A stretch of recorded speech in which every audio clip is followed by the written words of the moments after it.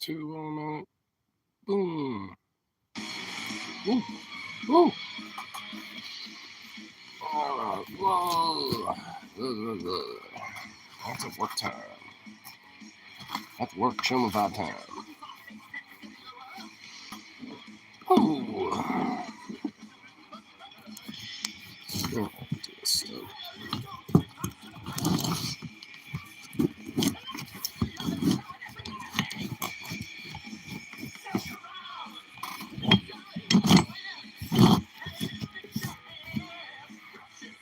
Okay, there we go. Good enough.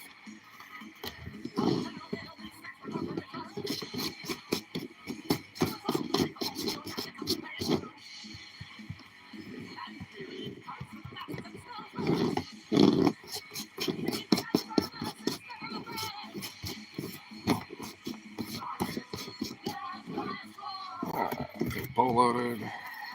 All that fun stuff. And get ready to chill and all that.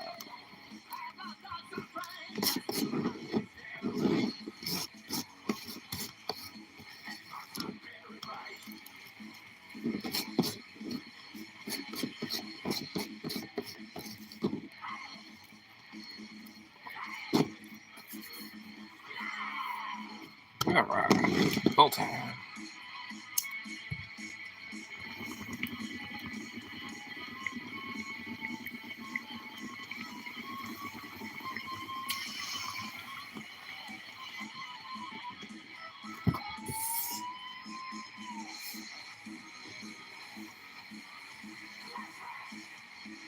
Togo. Hello. Look at you. You should little punk. What a silly little doggo. That he must be. The sweetest of beans.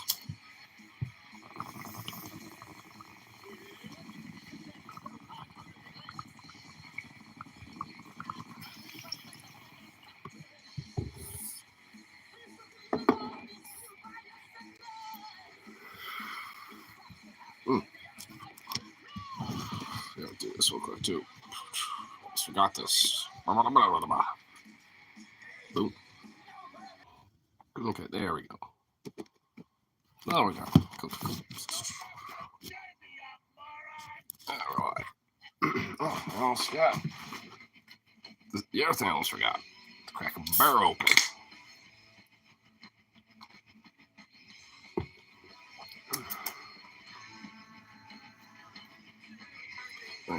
I should go to the bathroom too. Because everything's hit at once. Need to take a piss break.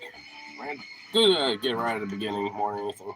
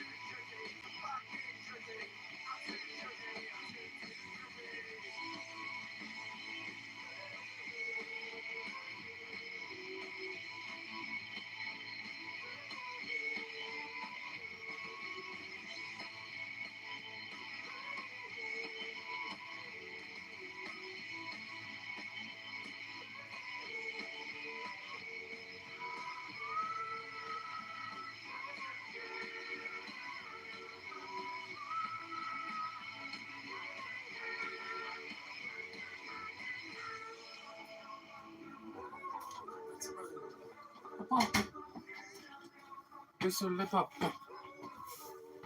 Ugh. Silly doggo.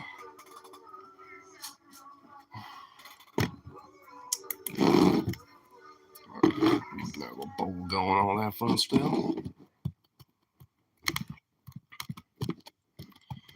Alright. Doggo. So now what do you want? Now what are you doing, huh?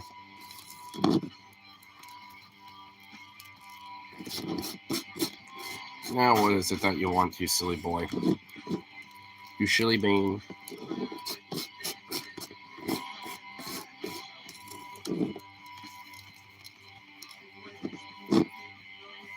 What this up? Oh, you big goof, what this up? Do you smell things that you want? Because I do got things for you. This is not it. Not yet, at least.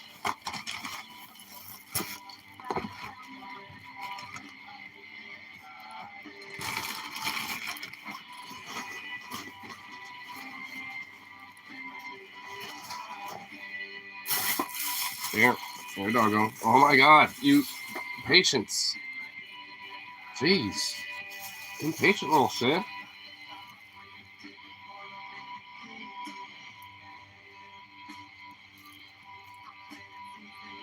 Yes.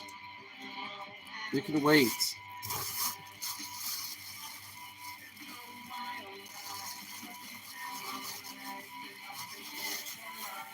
Hey. Oh, I wasn't giving it a paw yet, but alright.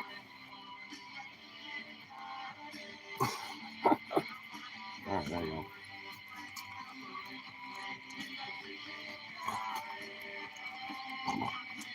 Big goofball dog. Just a big smush. Big little smushy face.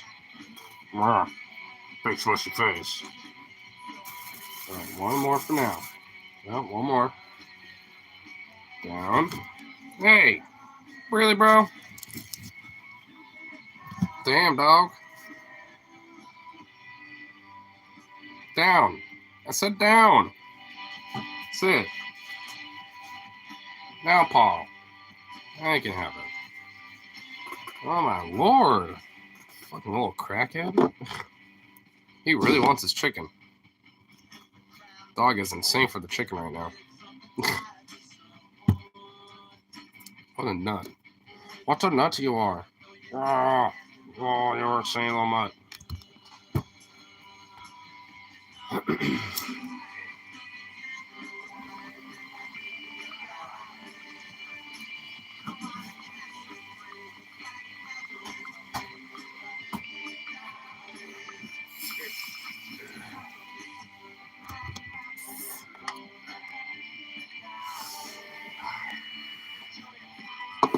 Why are you hovering, dog? Come on, bro. What the fuck? Boop. I didn't call for you to get closer and paw me. What? What? You remember to get some cigarettes from me? Oh, shit. I forgot to grab one, but also I don't even know exactly what you smoke anyway. I know it's Marlboros, but... Well... Any of you can borrow the cigarettes all right. Docket attack there, CMC. Yeah, it's not really super tight for me. I actually feel pretty rejuvenated for the most part. What's up, bro? What's up?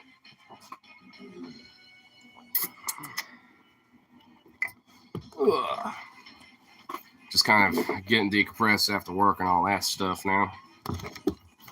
And balls just started rolling, and bulls too, but balls just kind of starting to roll a little bit. And I have a dog that is pestering me right now. They're being a sweet little annoyance.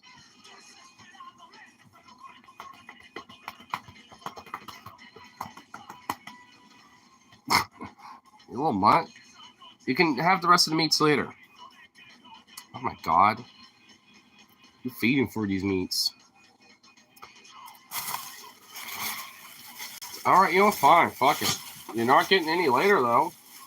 That's all that's left. Dude, oh my god. Sidewinder over here. Holy shit. Bro. Here, take this and go. He's unhinged freak. Maniac, bro. Oh, you know what? I just read it. I'll get that shit off. There we go. Let the mane flow. Let it flow. Oh my goodness gracious. And this dog over here. You're still hovering me. Oh my god. Oh my land of Georgia.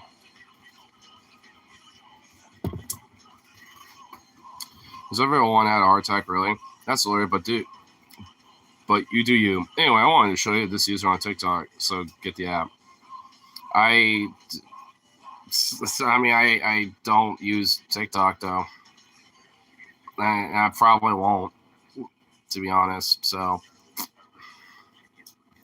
I know a lot of, like, people I follow that, like, re-upload their shit, like, or predominantly on TikTok or whatever the fuck, but it's like, they re-upload their shit, so I could watch it in other platforms.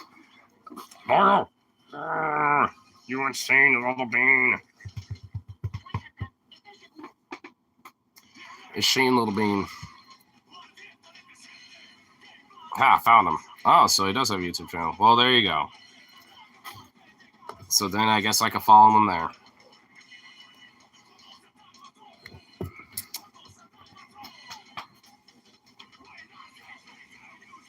Dude, you fine.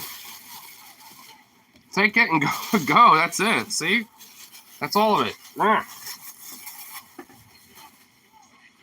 Smush. Smushy face. You insane crackhead. There's up now there's nothing.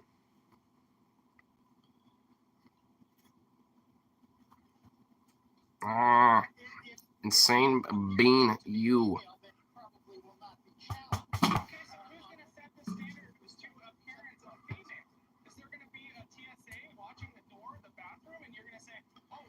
Dog. Why?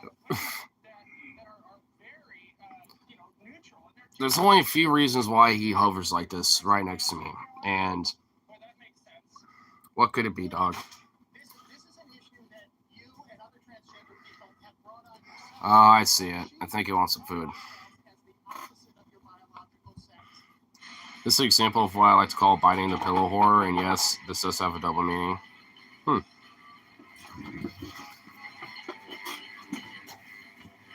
Doggo needs food.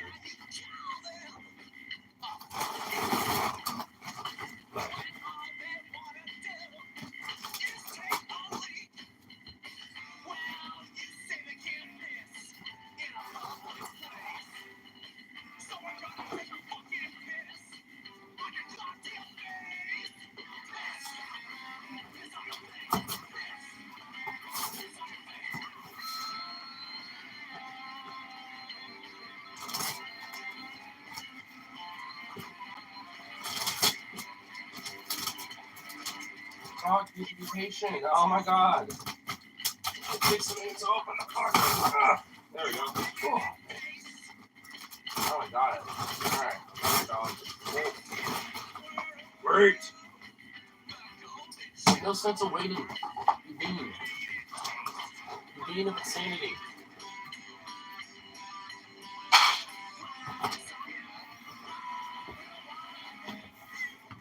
There we go. Holy shit. Ugh.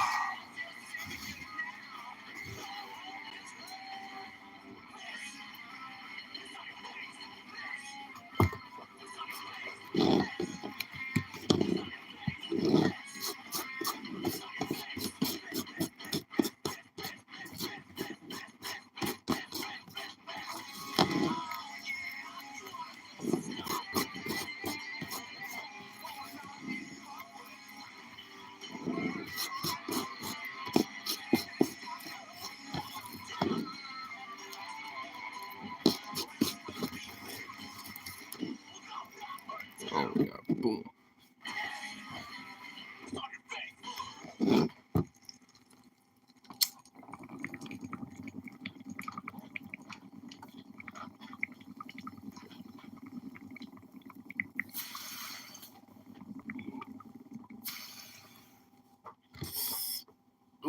That feels good.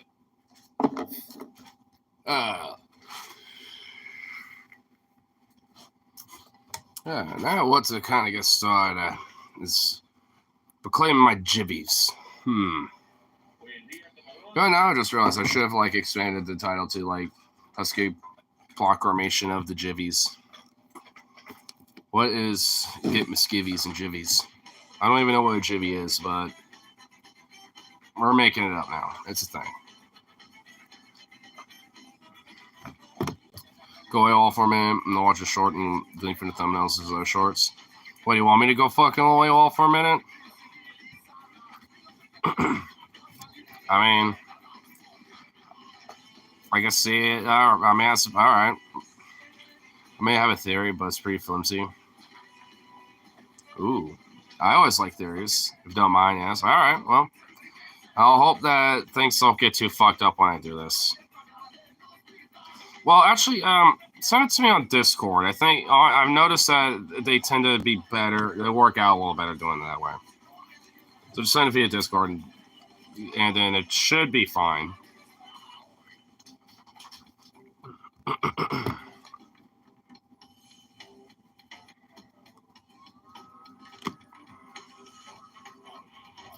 But yeah, I mean, I got some thoughts. Mostly just about, like, various different, varieties of politics. All right, now I got it. All right, yeah. All right, we'll go AWOL for a minute. Let's see. There we go. It worked out. But, whoa. That definitely is a creepy thing, for sure. I wonder if there's, like, post-edit, like, shit to it, or if it's, like, full CGI. Either way, creepy and spooky, but cool. Kind of dig it, so I'll have to check out some more of that.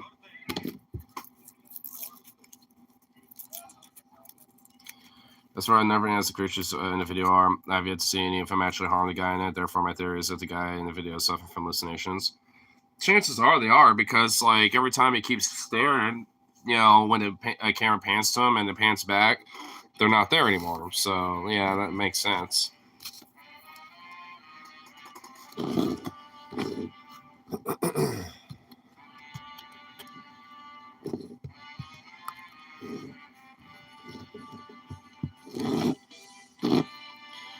Some of them aren't just self-contained episodes, of course. I mean, yeah, that could be it too. Or maybe like, semi, episodic kind of shit. Maybe some of them are contained, but some aren't.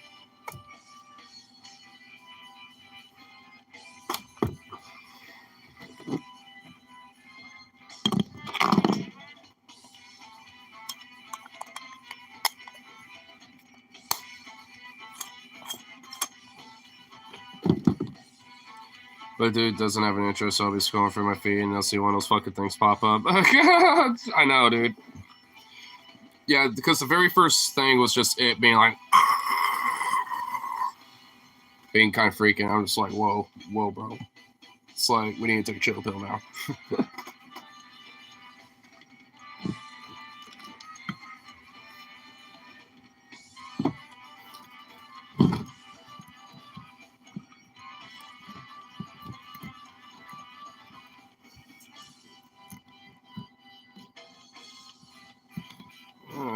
Okay. Well, I'm getting this little bowl loaded up.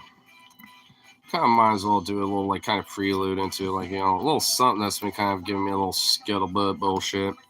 So I'm actually kind of talking to it about vending with it on the Instagram live from on my little lunch break. But, I've yet to talk a little bit about it yet here. So, I think we'll have a little fun with some of this. I think a little scuttlebutt from work. I'm fucking full of it, man. You know how I talk shit on that recipe, the TikTok recipes that are basically just like brownie butter cake mix and Oreo. Would you try one of them?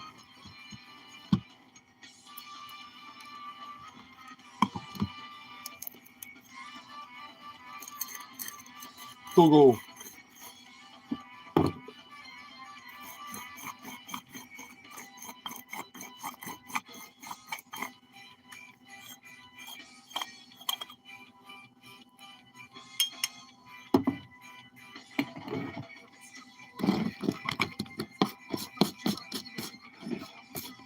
I'm feeling sneeze coming up. Oh shit. Oh shit.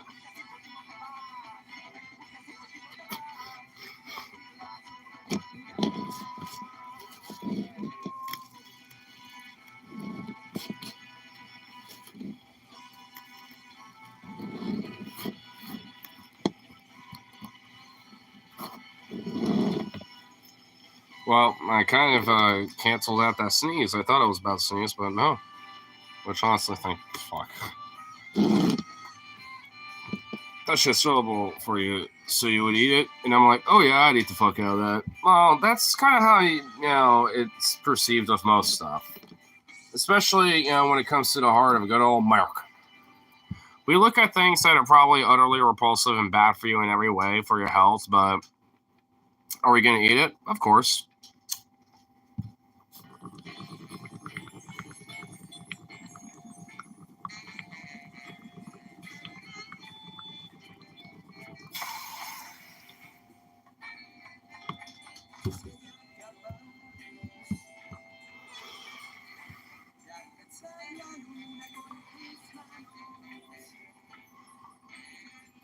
I just got some like hardcore, like romantic ska.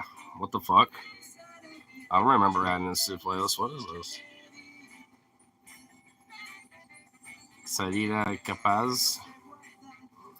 Pancio Latino. Oh. So that definitely sounds like a romance song for sure for a title of a song.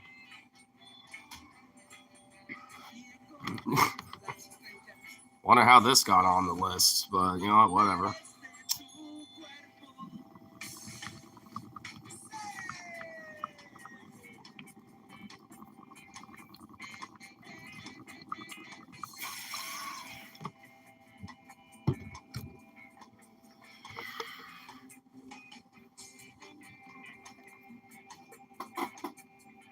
Mm. Mm-mm-mm. But anyway, I think I kind of talked a little blue cow politics a little bit actually for a sec, because I kind of been hearing some interesting things from the scuttlebutt from work and shit, from my manager and from like a bunch of other people too. So I found this out like today, but on Saturday when I went to that little party and shit, a different kind of horror, yes. But this is more of a comedy for me. But on Saturday, you know how I normally work those days, and I, was preemptively leading up to that whole volume block party where I was seeing, like bands like this and shit, right? Like, I mean, so I was like, now fuck that, I'm calling in and shit. Well, wait, let me guess.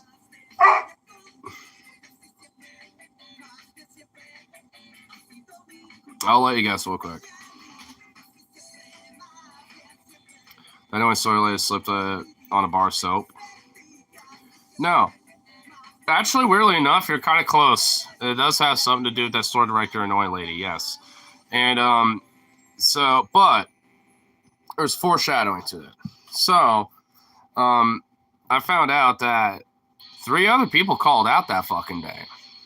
Like 2 people in the morning, and then like 1 person who was like meant to be the cook or some shit that day.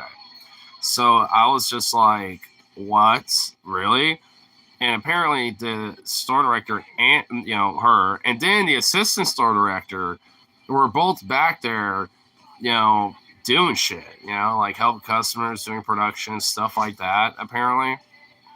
Because there's like barely anybody there. But I also heard that this store director has like been pulling people aside from not just my department, but from everyone's fucking department, and like hyper hounding down on bullshit and getting on people's asses on every tiny little thing. And I was even telling my store director about it. I was like, yeah, I'm sure you probably know about the suspension thing from when you're on vacation. It's like, oh yeah, I actually honestly kind of tried to save you a little bit on that one as much as I could, just because like they were going to do it like, on Sunday and then kind of fuck you a little more. And I was like, well, how did you do that? And she was like, well, I just said, can you just do that on Monday? You know, so it doesn't screw us. You know, in our department. You know, because apparently she's done that to other people in other departments too, from what I've heard. So I guess a little relief. I'm not the only one who's been suspended for like 3 days over stupid bullshit. So, dude, what the fuck? You don't need to go out there. But I mean, it was like, I mean, so it's a, like I was saying, it's a little bit of a relief on that part, but at the same time, it's just like I was telling my department manager, I was like, if this shit kind of keeps going the way it is, like I don't think she's going to be able to keep people here that much longer, because I already know a bunch of people, including frankly myself, are looking for an out at this point, looking for better opportunities. And she's like, I know, and I don't want to lose you because you're really great, but it's like I get it, because I'm kind of sick of some of the shit too, because she keeps pulling me aside for a lot of very different things and keeps asking me about everybody. And it's like I just came back from vacation not that long ago. It's like I'm trying to like get my department kind of back into order where I can get into a routine. It's like like she's getting her ass hounded. So it's like this whole thing about like me having this animosity towards store director seems to be a very largely a major growing sentiment that's, I think, just continuing to grow at this rate. And and I was even telling my department manager, like she it's like, hey, look, I mean, especially even after that suspension, I've been trying to at least try and mind my P's and Q's and stuff. And like I even told her, it's like that was because I was just trying to call my mom, do like family business kind of stuff, and I just kind of wish she would at least like maybe just give me come in and explain like, hey, it was this day specifically, because she never really specified that when she pulled me in. She just told me, oh, you had an excess break, so thus you're getting suspended, blah blah blah, here, sign this and go home. Like it was basically that bullshit for the most part. Like it would be preferable maybe not, at least even if she already had it like written up and ready to go. It's like one of those things where it's like, hey, before I go forward with this, like I want to hear on this date, it was the 14th, and you took an excess break later, around like 8 or whatever. I forgot exactly what time it was, but I was like, oh yeah, I was like a family business whole thing with my mom because of my birthday weekend. I was immediately after that, like I want to make sure that things were lined up and solidified, and her and I kind of talked for a little longer about this kind of shit, and it's like I even told my coworker like I might be gone a little longer, and yeah, it ended up being a longer conversation than I thought. And I told her, it's like, hey mom, we've been talking for way too long, I need to get back to work, I'm gonna. And I even, went to the PIC, I think, who I forgot who it was, though it was also one of my buddies, both of them are. So I was like, hey, I took a little longer break, I was having a family business, call about, some stuff, for my weekend, coming up, just letting you know, because I don't know if I'm going to get talked about whatever, but evidently I never got passed down the fucking line. And I'm about to pass you down the fucking line if you don't shut the fuck up. I don't know why, but he wants to go out the back porch to go outside, and I guarantee you that is what the fuck it's for, dude.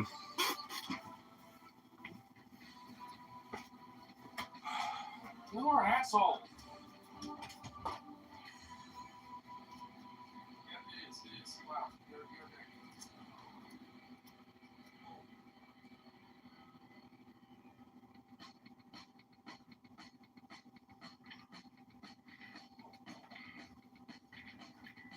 It literally was.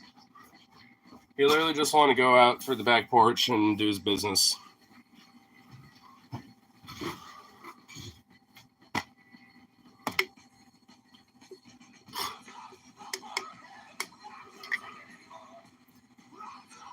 Has it gotten to the point where you feel like she's just flat making shit up for you to do? Why is this even clean? I don't clean. Grab a mop and suction cup shoes and mop it. Hey, starting off that, but my theory is that the guys are because one of his is called exposure therapy.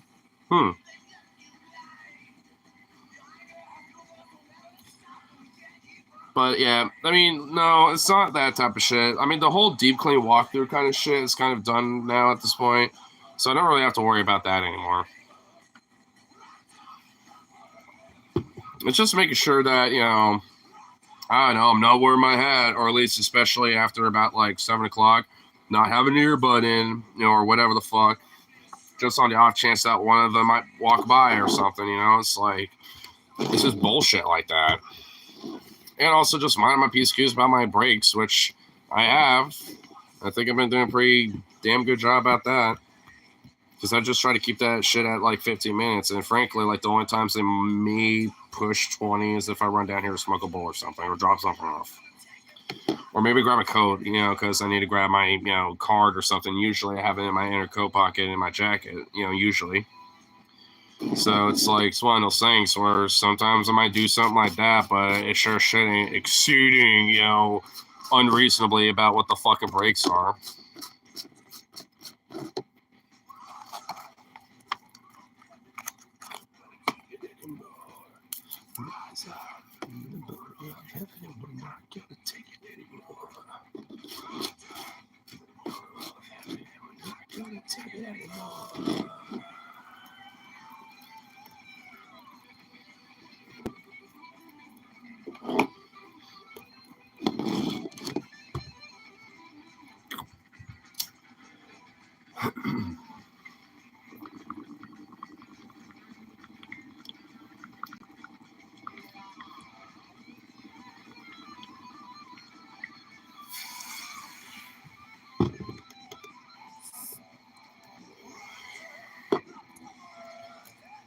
But yeah, I'm just kind of hoping that,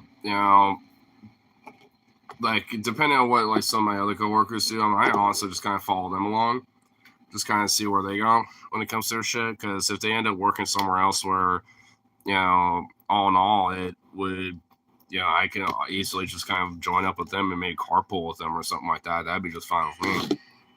So it's one of those things where, I think if, like for now, it's just like if I just mind my P's and Q's, then I think it might be all right just for now. But I mean, from my understanding too, like, a lot of people have been pulled into our office pretty recently and shit.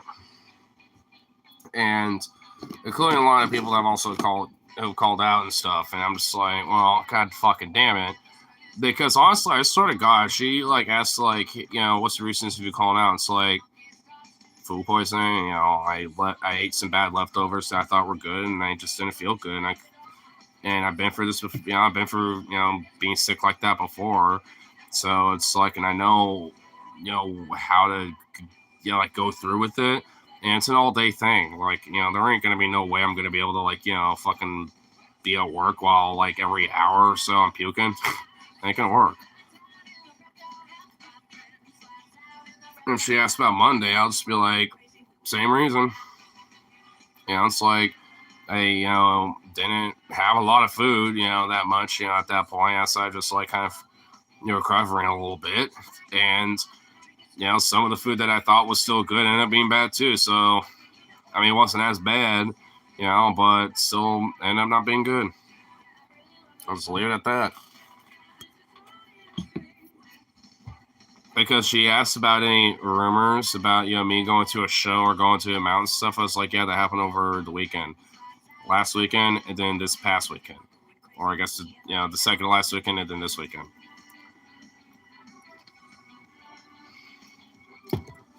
Because apparently, from what Skittles told me, he was just like, hey, so-and-so talked to you, the store director. I'll just call it T, I guess. And I was like, no. It's like, oh, so are you good? I'm like, I hope so. Why? Am I about to be like, maybe talk to her at some point? It's like, well, yeah, a lot of others, I've been talked to and stuff. Like, at some point, like, cause we guess like 4 or 5 people in our department were, pulled in, in our office and shit throughout like a couple day period. So it's like, well, as far as I'm aware, no, I have not, outside of me being suspended for that bullshit. But, it's just like, I don't know. It's just one of those things where I hope. Because I'm even going to just straight be blunt first. Like, look, I don't know what, like, I'm overtly doing specifically here, because I am my piece accused. I'm not purposely doing anything wrong here. Like, I've been a good like worker when it comes to this fucking place for the consistency that I've been here. It's like and I don't understand why it's only recently now that suddenly I'm like being kind of nitpicked, like, or being called in all the time like I'm somehow a problem child when I'm not. Which, let's be honest, I kind of am. But it's just like, but it's like, I mean, it's not like in a sense of just like, oh, fuck you directly and specifically. It's more about the company. It's like, the company don't care about me, so why should I give a fuck about them as a company? Like, when it comes to the people, like, I don't, I ain't, like going against that, but it's like, if they want to make it a problem, then yeah, I will be kind of slide at them too. That's honestly why I've been calling in, more often than not when it comes to these certain things, because fuck it and fuck them.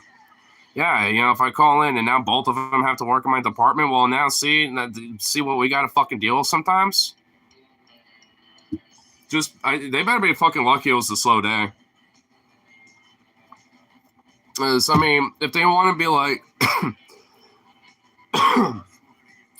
like, oh, we had to, work real hard to go, be back there to make sure things are, all, done for production, blah, blah. I'm like, okay, that's not my problem. Like, I was sick. It's like, that's not my issue. Honestly, even if it's a case like, that I call in sick and they're asking, about that, it's like, that's my sick pay, my off time. Like, at this point, you're just invading my privacy. Like, piss off. I don't have to give you, it's like, I don't have to tell you. It's like, hey, if I called in sick, I called in sick. That's all the information you need.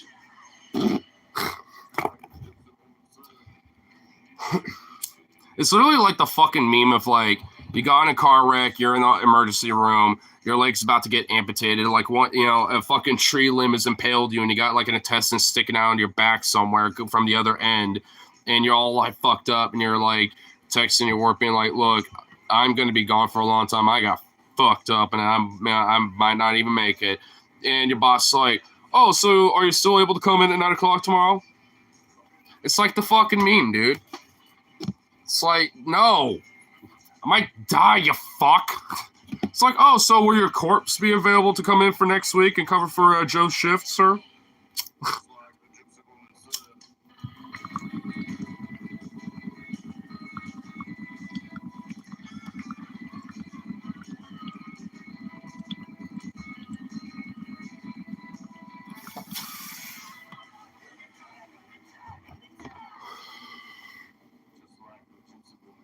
What if it was ironically she's like, it's because you're a filthy fucking furry and the story doesn't need your kind around here? Prepare to get sued. It's called discrimination, bitch. Like, you want to go that route?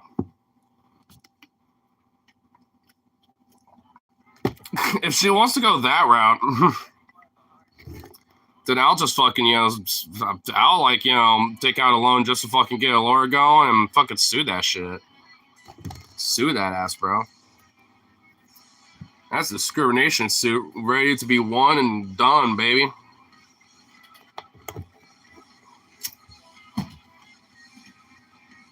Oh, so the cop's trying to get back inside, even though he knows he can get in here. You're not helpless. You're not helpless, dog. You realize you're not helpless. Shit, damn it.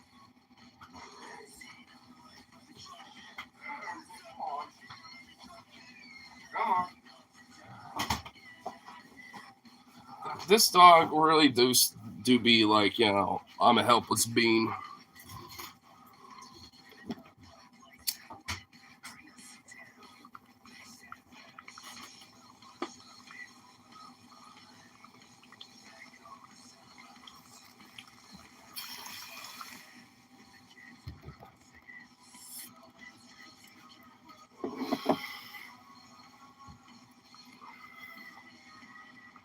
Yeah, well, that the other day I was at the store and the cashier had some ear pods and I was talking to someone while he was supposed to be scanning my items. Although this didn't impede his ability to do this in any way, shape, or form, I'll march to customer service and man, he'd be fired, but not dare to give me 100% of his attention. It really do be like that.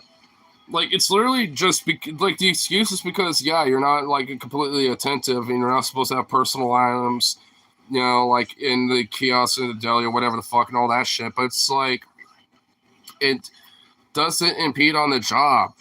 And, you know, it's like, I even said to, like, you know, the assist store director, because I think he's a little more chill about it, because, like, hey, I want to too.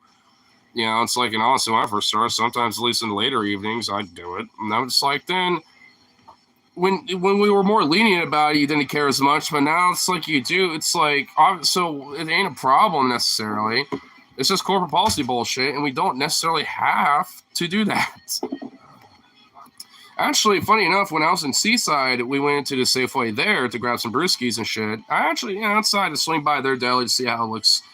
And honestly, I'm starting to realize that, like, our system of how we do things versus how they do shit over there are way fucking different. And frankly, their shit looks way more chill. I'm not even gonna lie.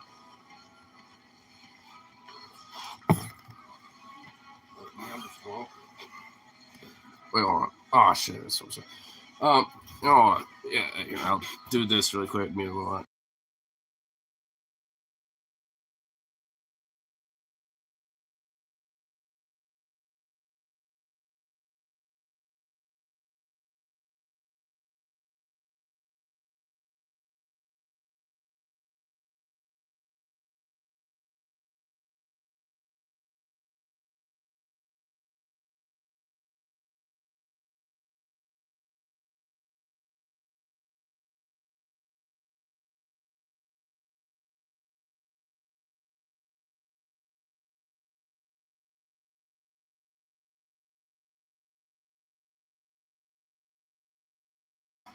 Well, I could try.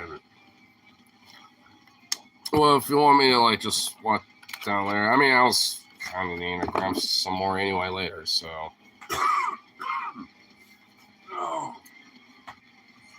So I don't know. Maybe we may or may not have an adventure later. Who knows? Well, we'll see.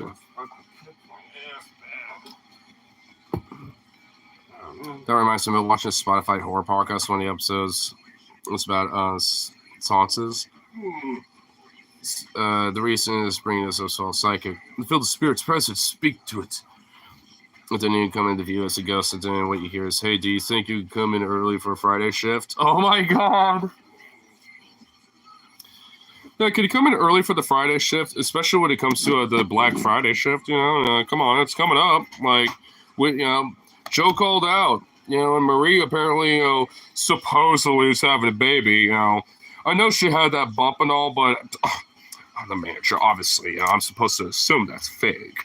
You know, so supposedly she's in Labor Day. You know, whatever. You know, so I think she's just doing some play on words and just trying to use it as a silly way to get out of work. Anyway, but yeah, can you come in?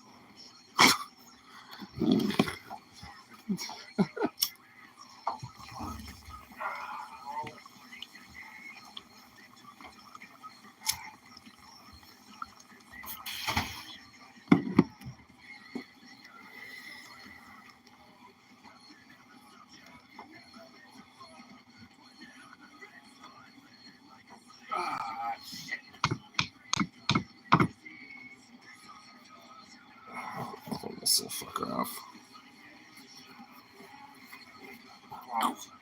Slept too long. How does one sleep too long? Wouldn't not sleeping enough be a bad thing?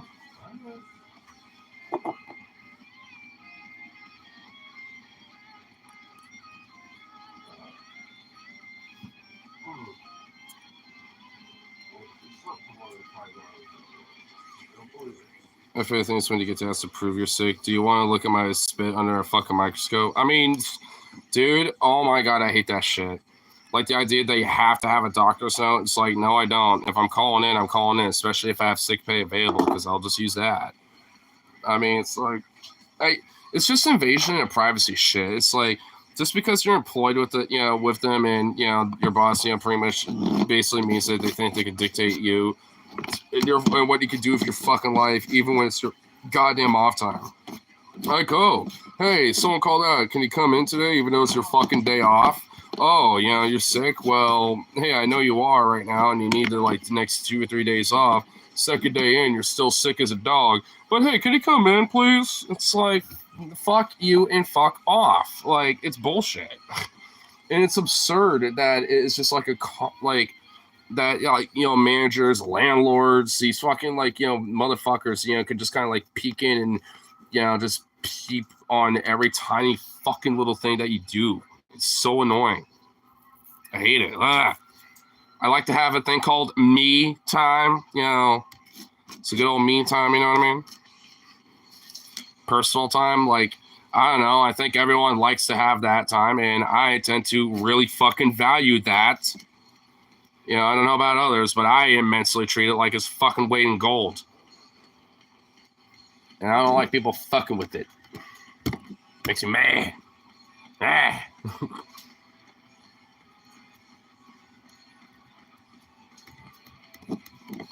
And sometimes you just need time to be with the boys. You know what I mean?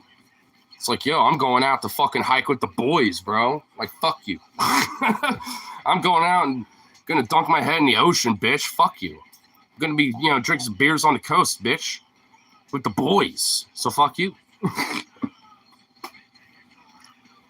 I'll call in sick and you're gonna like it. For example, of intrusive manager was really showing up inside a woman's home. If that happened to me, I would just straight up break his nose. I'll treat that as a fucking home invasion and a castle doctrine, baby. I'd be like, I thought this person was fucking a home invader. I panicked and didn't even get freaked out because there's a stranger that I thought was, hey, it's like I'll make an excuse to be like, you're invading my home. That's straight up fucking home invasion. I think I have a legal justification for it. So again, fuck you. It's like, fuck that shit, dude. I mean, I kind of kid. I mean, I wouldn't immediately start blasting. I'm not going to be like, anyway, I started blasting. I'd be like, I mean, it will come out like, how the fuck did you get in here? And if they're like, why do you have that out? It's like, because you invaded my home. You're doing a home invasion, and I demand you get the fuck out, or this round the chamber is about to go off. On a count of 10, get the fuck out of my house, and I'm reporting this, to the fucking state and the police ops and shit. Fuck you. Oh, by the way, I quit. You can't fire me because I'm about to fire your ass if you don't get the fuck out. Kind of shit. You're the manager under him, and by doing that, you get the position. Wouldn't it be funny if you got promoted because of that? That would be honestly kind of hilarious. Be like, hey, look, because he actually got rid of a thorn in our side, we couldn't really actually get rid of him. Yeah, we want to actually promote you because you got the good spot and the balls, and you got rid of him. So, taking his job, dude, that would be a double fuck you to in that scenario, because not only did I get your ass arrested for a home invasion and shit like that, but now I took your job. Boom, dude, that would be the one time I will take a manager position.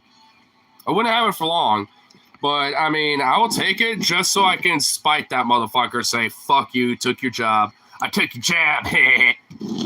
How's that for some DEI? How's that for some diversity, equity, and inclusion, bitch?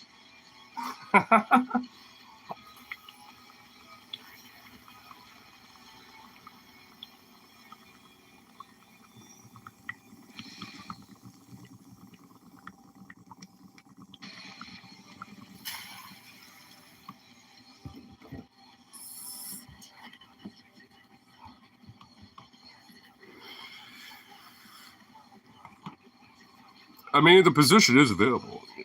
Exactly. Again, like I said, I do it out of spite. I only take the position long enough to pretty much have at least 4 or 5 months of savings to where I could just kind of live off that for a little bit and just party out, and do say la vie. I mean, that hypothetical, dude. Okay, now you're winning me over. Now I kind of want my sort. Now I kind of want one of my, not my department manager. Actually, I'd be like, oh, it's you. Why in the fuck are you in my head? Like, I'd be like, I'm still gonna have this nearby because now I'm really fucking distrusting of you out of nowhere. But what the fuck you doing? I'll be like that. But it feels like anyone else. Oh hell no, hell no. Not many people can get the pass to just like waltz in here. Like Harley, Logan, Tyler's, Rip City. I mean, like, as long as they just let me know ahead of time that, you know, hey, I'm going to swing by your place, you know, or whatever, then I don't care. You know, it's like, then whatever. I mean, but I'll, you know, chat to, you know, my friend Skittle, to, you know, even my department manager, as long as she abided by that principle, you know, but at the same time, she doesn't know where I live. Which, honestly, I kind of want to keep it that way. Funny enough, she doesn't even live in town. She lives like 30 minutes away. Not in OC. She lives out in like fucking... I don't even remember, like... Honestly, I forgot exactly where. It wasn't Happy Valley. It was like somewhere else. Somewhere out east. There's a few places outside Happy Valley I can think of. Like Sandy, maybe? I think it might have been Sandy. I don't even remember.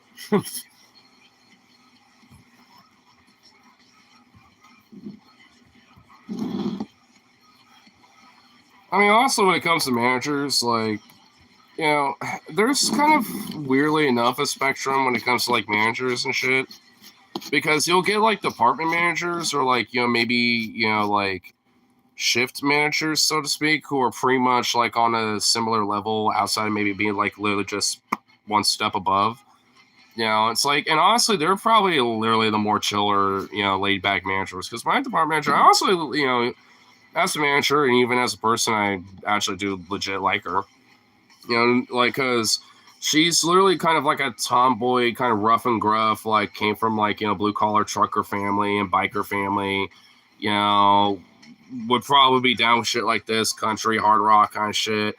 I mean, she's, you know, like, when it comes to, like, you know, someone I could, like, have a beer and chat with and shit, like, you know, her and I would be like two peas in a pod, honestly, because her and I, honestly, even at work, you know, sometimes we'll be just like, eventually, after talks of business or whatever, you know, with work, you know, we'll end up just side chatting about just random shit.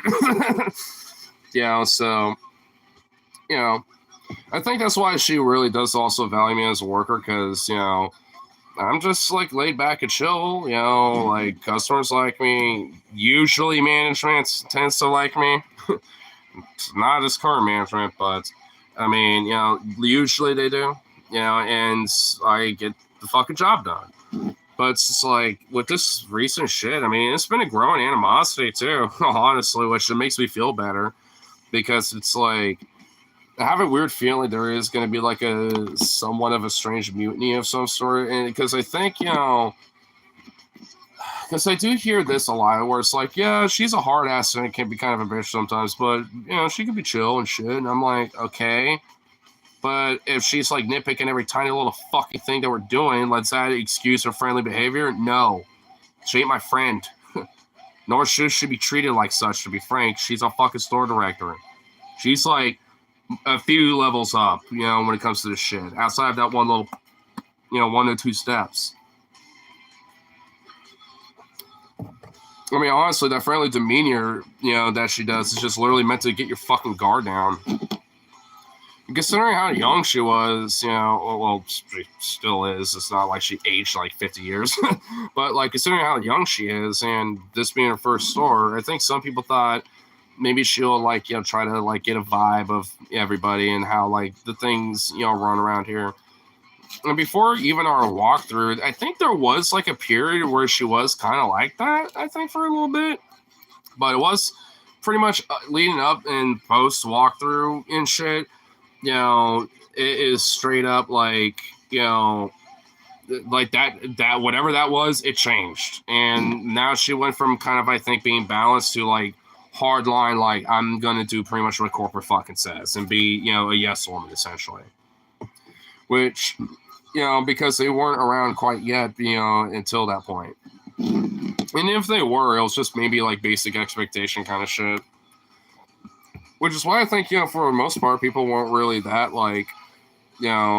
whatever about it.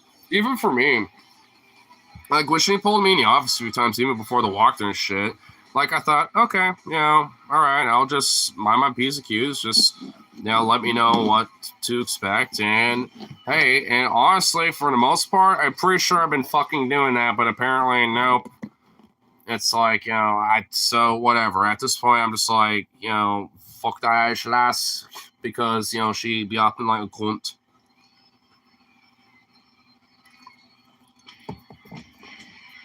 Which is so fucking annoying, because, like, I could tell that on a personal level, because I've seen her on her off work, like, on her off time, and she'll just, like, chit-chat with me and just kind of chill, and I'm just like, is this just like a weird managerial play thing, or are you just chilling with me? Because now at this point I question it. But I mean, it's like I don't like it's not like unwelcomed, but it sure is kind of at this point I kind of wonder what the fuck like the intentions are of it these days.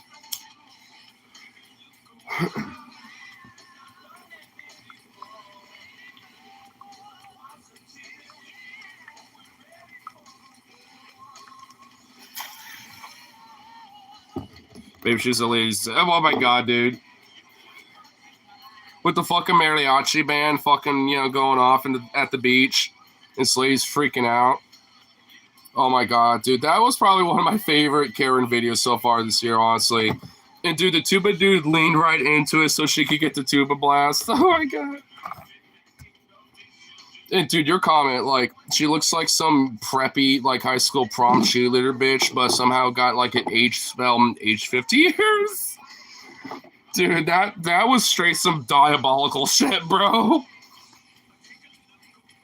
What a weird thing to be upset about. I know, dude, if I saw, like, some mariachi band in fucking silk blazer, gold fucking suits and shit playing mariachi, dude, I'd be like, hey, let's get the Modelos. Let's fucking party and start dancing, dude. Dude, that shit is dope. Dude, there'd be no way I'd be against that shit. I would be giving them like a $5, $10 bill or some shit. I'd be giving them money. Be like, yo, your music is amazing. Here, take some money. Support, here's some money to support the band, Like, dude, let's go. Dude, that shit was amazing, bro. Dude, that tuba guy was going into it, bro. That guy with the tuba was just so into it. Like, he was having a time, bro. He had a moment where he could go, but the mariachi version.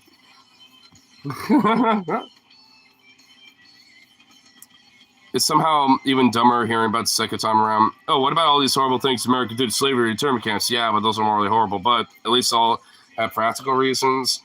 Satanic parents serve literally no purpose to begin with, even to place devil's, no pun intended, advocate here. Yeah.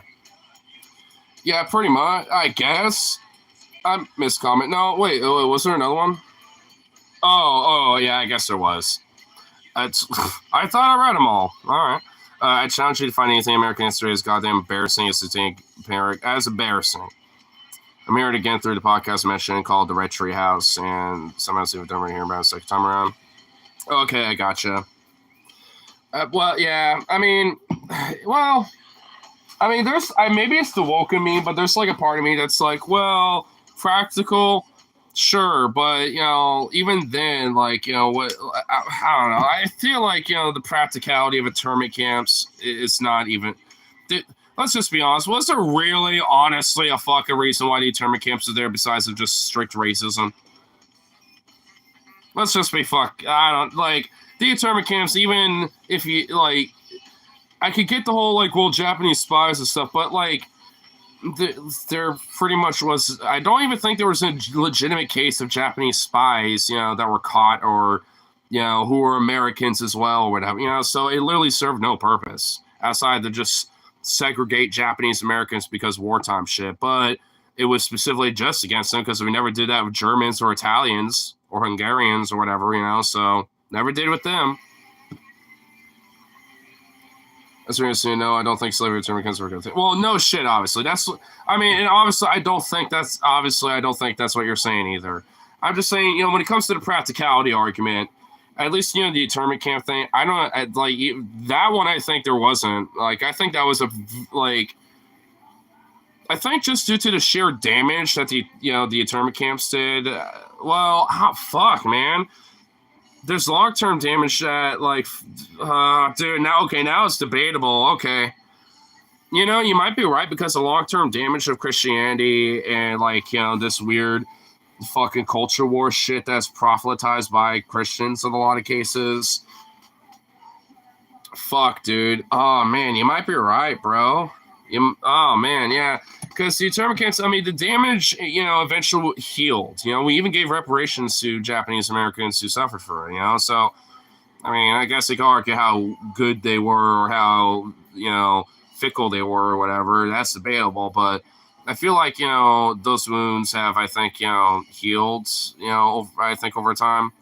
But the satanic panic shit, I don't think that ever healed. In fact, honestly, it's just gotten worse. But instead of satanic panic, now it's woke, the immigrant, DEI, the black, the trannies.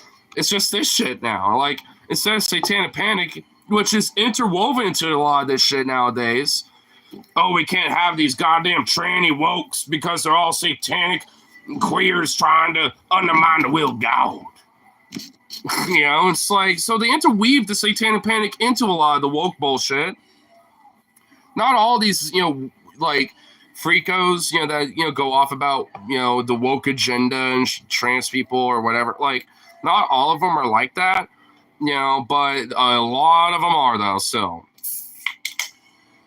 So honestly, I think, the satanic panic, frankly, at least for embarrassment, for sure, I think takes the cake. But I guess when it comes to damage, because I kind of, started, thinking about the damage done. And honestly, I think slavery might take the cake for damage because we're still having to deal with, marginalization of black folks and minority communities and oppression, with a lot of remnants of that type of shit, and from Jim Crow and a lot of other shit too at this point. That's kind of slowly kind of added up, as we continue that fight and shit, Granted, I guess these days the damage is nowhere near as bad as it was back in the past, but there's still a long way to go. And honestly, what's even more fucked, a lot of the policies used to continue that bullshit, if anything, have been made equal, so to speak. So if you happen to be poor, and impoverished, homeless, someone who might be addicted to drugs, and at this point, don't really fucking matter as much, to give or take, depending on which region of the country you're in a sense. And even then, it's like white folks will get the same type of fucking bullshit. Like my friend Harley is literally had guns drawn on him by cops just because he had the fucking record, and stuff, and he's had a history with, run-ins with police, and, every now and then people will freak the fuck out over him and call the police, and the Portland Police Bureau will just roll up, just draw their fucking guns and be like, get the fuck on the ground, and he's just minding his business, just walking with a bike, going home or something, and it's just like, when's to say, it was like when that shit was going on, it's like when's to say, the next time to do that, they just fucking blast your ass, One wrong move and he could have been shot and killed. Another fucking news story of the fucking police just killing a man who's innocent. It's like, but, he's an Irish-Italian kid, you know what I mean? He's got that, he's got the Italian passion and the Irish anger, you know what I mean? He's got the Irish rage and the Italian passion. Mix that shit together, you got a fiery bastard. You know what I mean? And that's Harley, bro. I think I might even agree with that. I'm going to keep a note of that, dude. Harley's got the Irish rage and the Italian passion, and that makes, for a fiery bastard. And that's Harley, dude. Though I will admit, he's certainly has tempered himself a lot, and frankly, luckily, does not have to deal with cops nowhere near as much as he used to. But, during those early days of shit, there was times where I thought, am I going to hear about, Harley being shot by cops and killed because they mag dumped him or something? But You know, luckily I don't think that's, you know, going to be a problem anymore. Fear. But still, it's just one of those things where it's just like, you know, now it's kind of like broadened, you know, to the point where it's like, hey, if you just happen to have a certain rep with a cop, you know, or when it comes to the system, they will fuck with you just as much as anybody else that, you know, was marginalized, you know, before your white ass. You know what I mean? They'll just lump you in with the same crowd, kind of shit. You know, and it's like, and that's kind of where, you know, it comes from in a lot of ways. It's not like, you know, oh, some white people just get just bad. It's like, no, they get, you know, they pretty much get the mark, you know, so to speak, and they get just lumped in with the rest.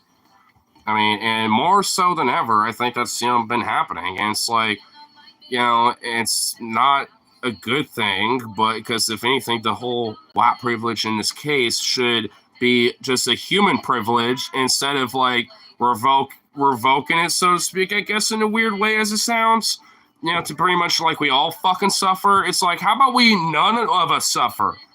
Like, how about that? How about we're all a privilege to not suffer from fucking cops haranguing us and shit like that? You know, because fuck them.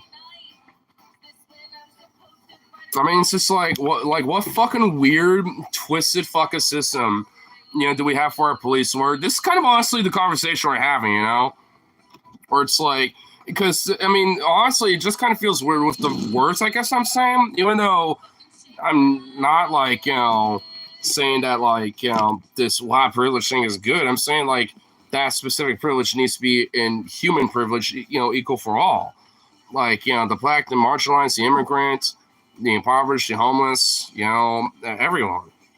It's just like, because it's fucking nutty that, you know, we just kind of accept the idea that, oh, yeah, cops, you know, are like pretty much, you know, bludgeon thugs, you know, that are just going to harangue you, fucking ticket your ass and fucking, you know, extort you, you know, if you know, do a California roll at a stop or whatever the fuck, or you happen to be speeding 5 miles over the limit or whatever, you know, it's like, it's bullshit. It's this nitpicking bullshit that I'm talking about.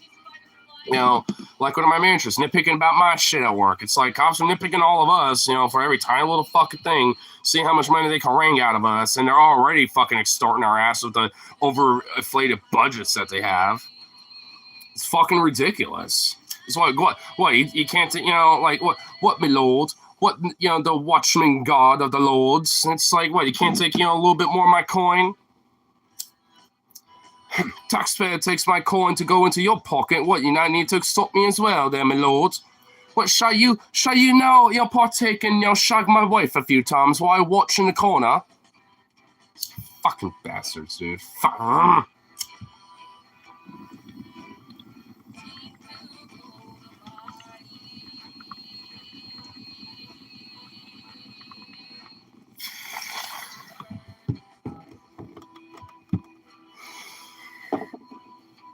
It's fucking nutty, dude.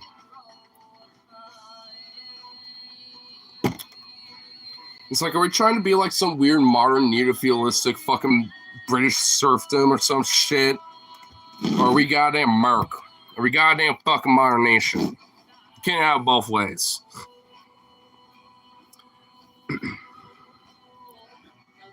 Of course, they're bad. However, at least someone will make. Well, it's time slaves abuse, so I guess it's necessary, but they still be a fucking moron. But they can make the case.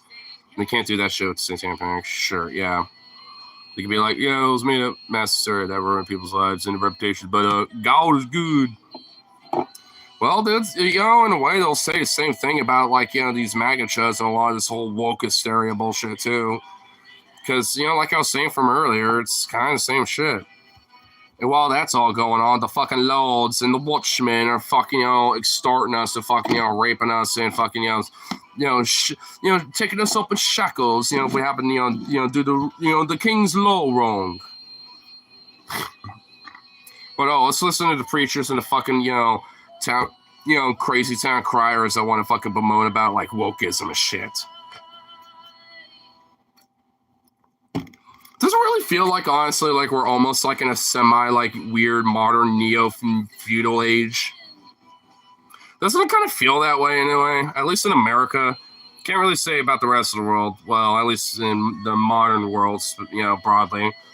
I mean, but it's just like, don't it? I mean, honestly, you know, even then, you know, yeah, because, like, I mean, China certainly the fuck is. Actually, I was wanting to ask you, like, I don't know if you watch Al Jazeera, much or anything, but Mehdi Hassan actually did an interview with a Chinese lawyer, a Chinese nationalist lawyer, Victor Gao. Oh, I want to talk about it, but I mean, I want maybe one of these days, or maybe not necessarily. Well, I could maybe fuck around with the tube here, maybe find it, and I could probably play it in the background and listen to it. Because, dude, it is actually kind of wild. I'm not even going to lie. But it's just but there is just this weird fucking hyper feudalistic, idea about how society ought to basically be fucking run, dude. That's just what it really feels like. And China, got their own variation of it. Russia does. America does. I mean, I think that, EU maybe nowhere near as much.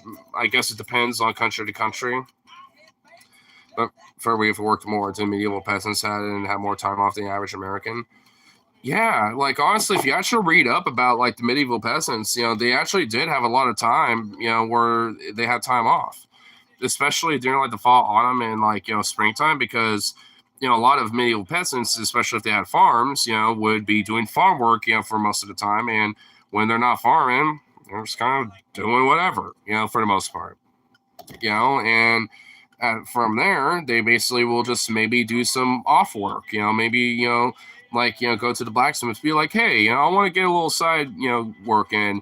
I need some new horseshoes, on my farm, to, get some, shoes for the plow, whatever, some shit like that.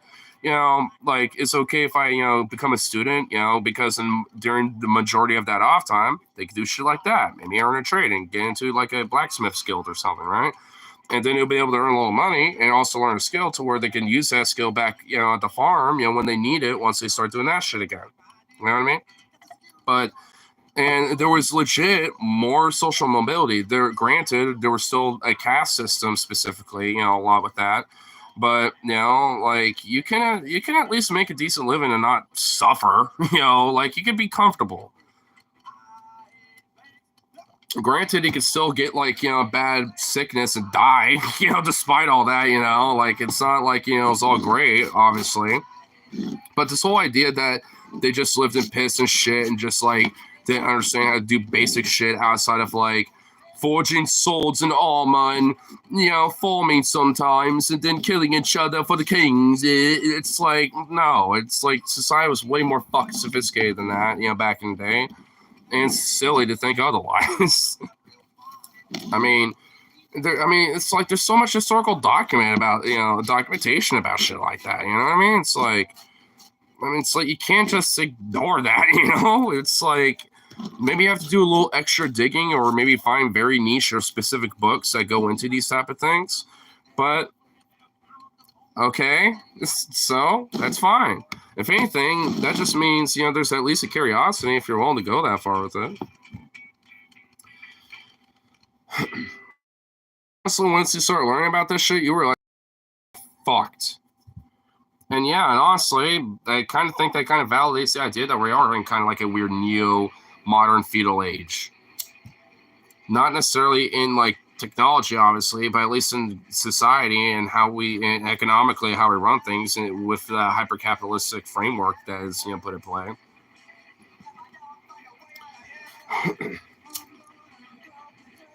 Because we finally met society that fall is the best goddamn season. It's perfect temperature, has best holidays, Halloween, Thanksgiving, Christmas. Christmas is, yeah, I was just literally about to say that. It's only 4 days into winter. It barely counts. So yeah, it's best season. Wait, December fall starts around December, doesn't it? Or not fall, fucking winter. It starts in early mid-December.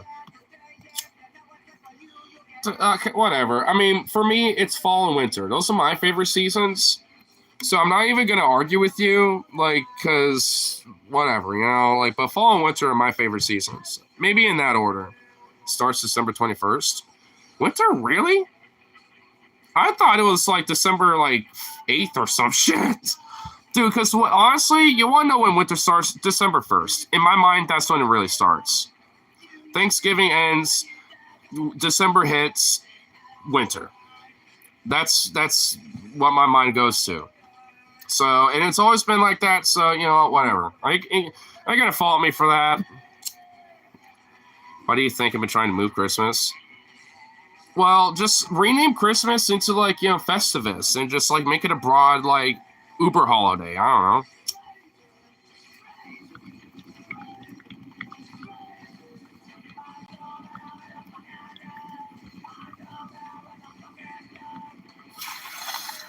Just call it the Winter Solstice holiday. That way you can call it whatever you want. Christmas, Hanukkah, Kwanzaa, whatever, there you go. I mean, the only reason why Christmas is the way it is because, Jesus was born. Even though whatever records there are, of him, that, may or may not prove his existence, are, of him being born in around April. I need to seriously fucking I know that one's really some bait. Don't need to debate myself with that one.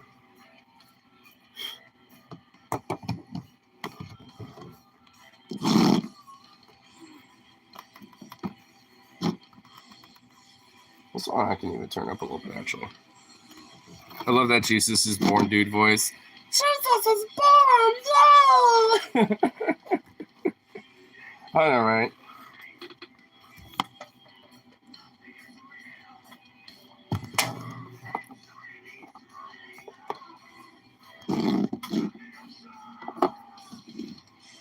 Which honestly, I don't even get the whole it's the fucking I do, because honestly, the main reason why the whole idea of Christmas being the way it is in name is because of Christianity appropriating Yuletide and the winter solstice Germanic pagan festivals, to kind of fit into the Christian belief system. And King James and a lot of other Christian, well, actually this even predates King James actually, but the early Christians at the time, were essentially hey, why don't we just say that Christ was born around Christmas, and we just basically adopt some of their holiday traditions, the fir trees, the evergreen trees, and then some of these other different aspects of their winter solstice Yuletide festivals and shit, and just tie it into Christianity. And all they have to do is at least just worship Jesus and put that into their shit, and we can easily convert them. And that was at least one of the main ways that they were able to do it. Because back in the day, Christianity was basically willing to just jack whatever the fuck to pretty much get people to convert. That's how they got Romans to easily convert. That's how they got the Germans and Nordic peoples and Celts to convert, because they would just slowly but surely kind of pick random things, especially when it came to their festivals and their traditions, and just appropriate God and Jesus into those holidays and shit, and just be you just have to worship that, and if you don't, we're just basically going to rape and pillage your entire village. So it was a straw corrosion, but it was a way to where at least they can easily be adjusted in a sense and groomed essentially into it, to where eventually, given enough generations, could potentially at least mix Christianity into their belief system to the point that they are just Christians. Because then because they could easily incorporate. I mean, honestly, funny enough, I don't know if you've watched a History Channel show Vikings, but in the first couple seasons, they show the Vikings, Ragnar Lothbrok and his crew in Lindisfarne and shit. Well, not even at Lindisfarne, just after that. So it might have been season 2, where where Ragnar and his brother get baptized, and pretty much kind of incorporate some of the religion of Christianity into the belief systems, even though they're still Nordic pagans and shit, obviously. But because even Ragnar, I think, talked to the priest that they had as a slave, but eventually Ragnar took a liking to him and pretty much made him a freeman. But because of him being Christian, he told him, I remember this, I forget which episode, it might have been season 3 maybe, I forget which, but he basically says, like, I think our gods and your god could probably get along with, and maybe we can, find coexistence, between our religions and blah, blah, blah, and stuff like that. And he was, and the Christian guy was like, yeah, I think it might be right.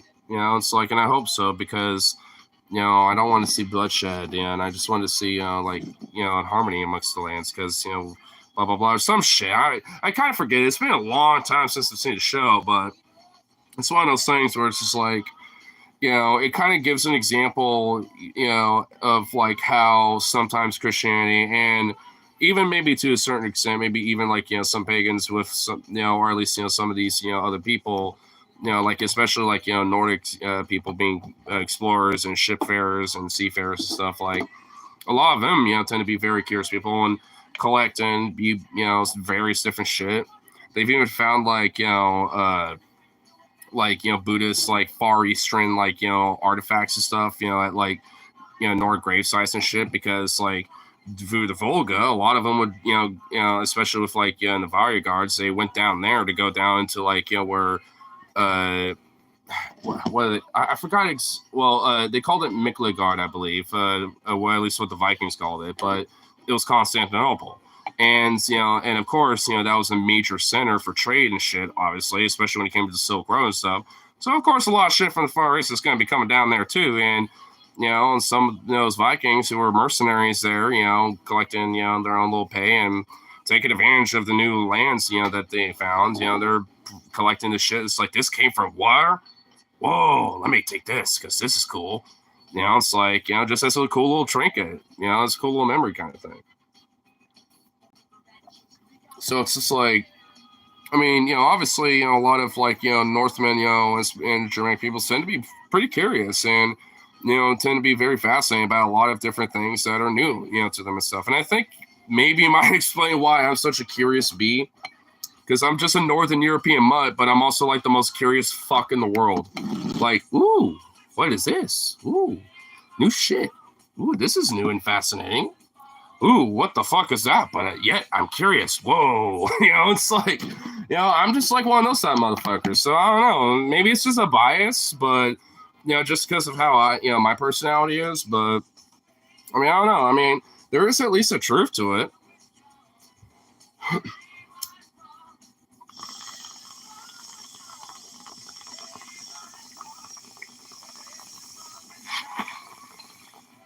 Which honestly, I think oddly enough, kind of like helped, Christianize a lot of the Europe.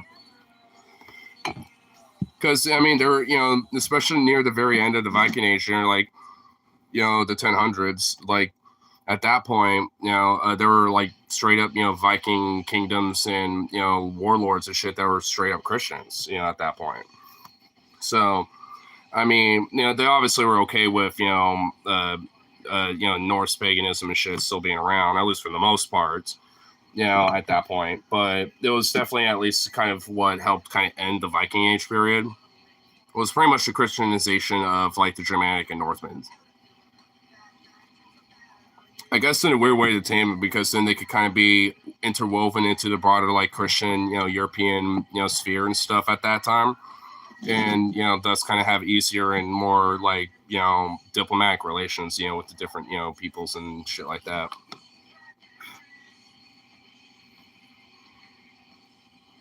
At least to an extent.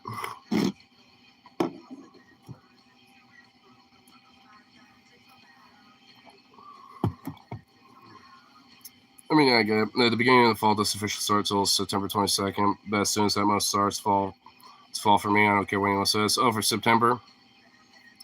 Yeah, for me, September is, honestly, I don't even know what the fuck to make September, because it does not feel like a summer month, but it doesn't feel like a fall month anymore. It's just that transitionary, like, cusper month, if that makes sense. It's the cusper month. For me, at least, because, like, for me, that's when school starts, that's when fall's rolling in and summer's over. You know what I mean? Like when summer's over, you know, when school year starts, summer's over. Like summer's not a season for me anymore. So it's just like now it's like the school season. But now that it ain't anymore, fuck, man. I've never honestly thought about this. You just now made me start thinking about this more deeply because I honestly never even thought about this up until just now. It's always been just like that month. Because, I mean, it used to be just like the beginning of the school season. It does transitions to fall, winter, and blah, blah, blah. You know, and then the summer starts usually once, you know, the school year ends, you know, which is usually at the beginning of June. Summer doesn't officially start when the school year ended for me. Usually the school year ended either on like the first day of June. I think elementary school's first day of June. Middle school, I think, was like the 4th day of June. I think high school was between the 6th or 7th day of June, depending on which day you had. Because our high school was a little weird. Like, we had day 1s and day 2s. So we would have 8 periods altogether. But your first 4 periods were your day 1 classes, and your last 4 periods were your day 2 classes. It was kind of weird. But it worked.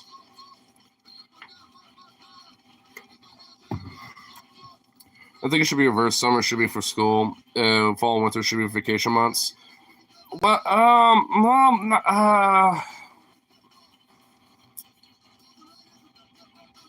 man, dude, the child in me is saying, "What the fuck is wrong with you, man?"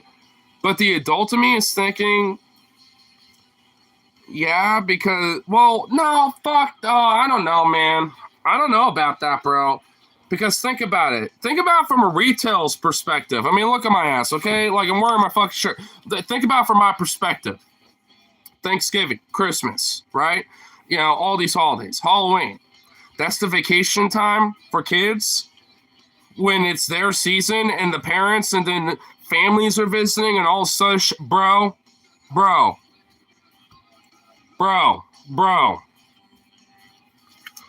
No, fuck that. I immediately started thinking about me and my work when it comes to that shit.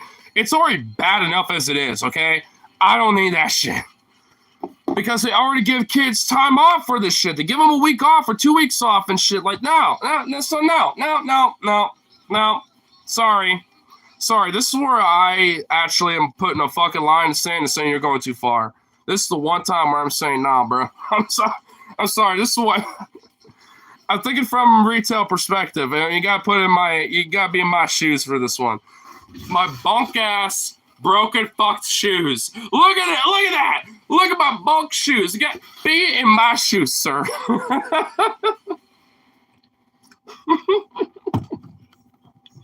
Don't worry, I got some new ones coming in Tuesday, but I'm just saying though. Think of it from a poor, innocent, stupid fucking kid's perspective. Summer, don't waste your time playing video games. It's nice out. Winter, I play outside, but it's too damn cold. Sorry, Mom. Winks to the camera and smiles.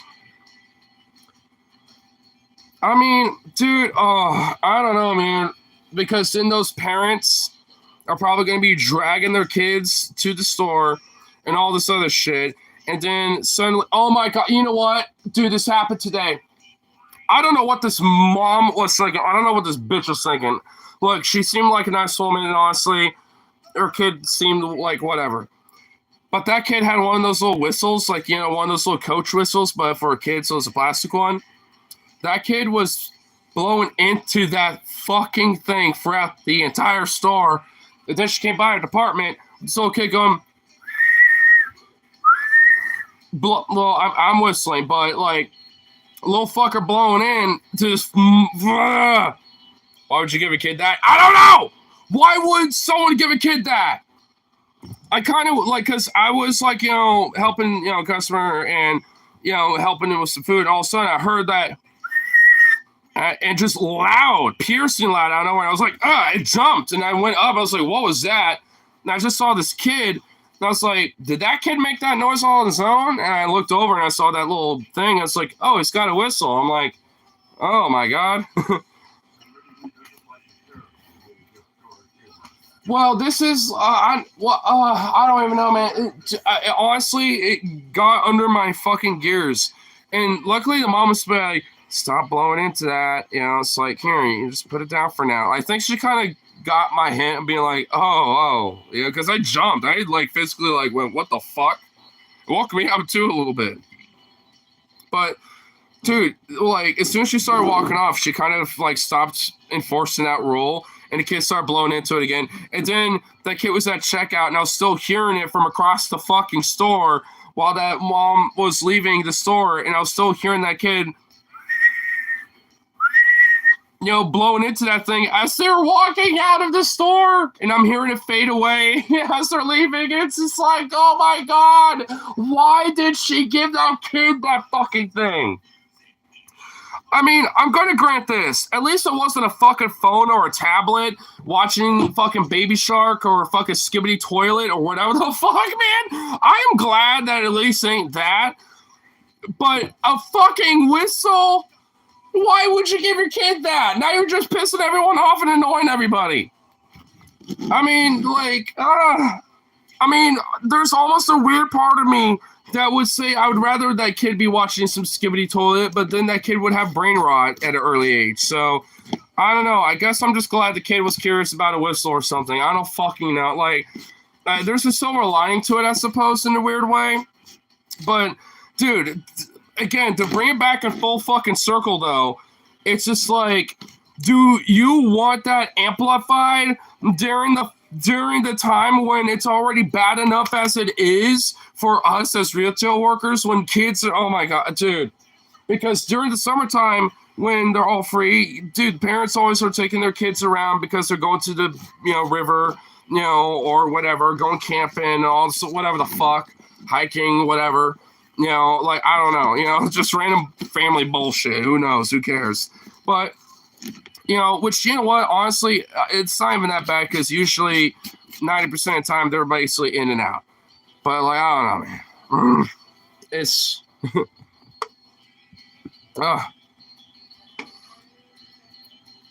Kids, right? They get so obsessed with something, then it becomes endearing to the point you wish you could throw shit at them. I know, dude. What, like, the Mexican grandmas called their sandals, like, what's it, like a chipcala or whatever? I remember, like, Paul going into something about this on one of his streams. I forgot what the fuck it's called. A chipcala? What's it called again? I don't want to assume what it's called. I want to know what it is. Like the sandal, just like the angry Mexican grandma.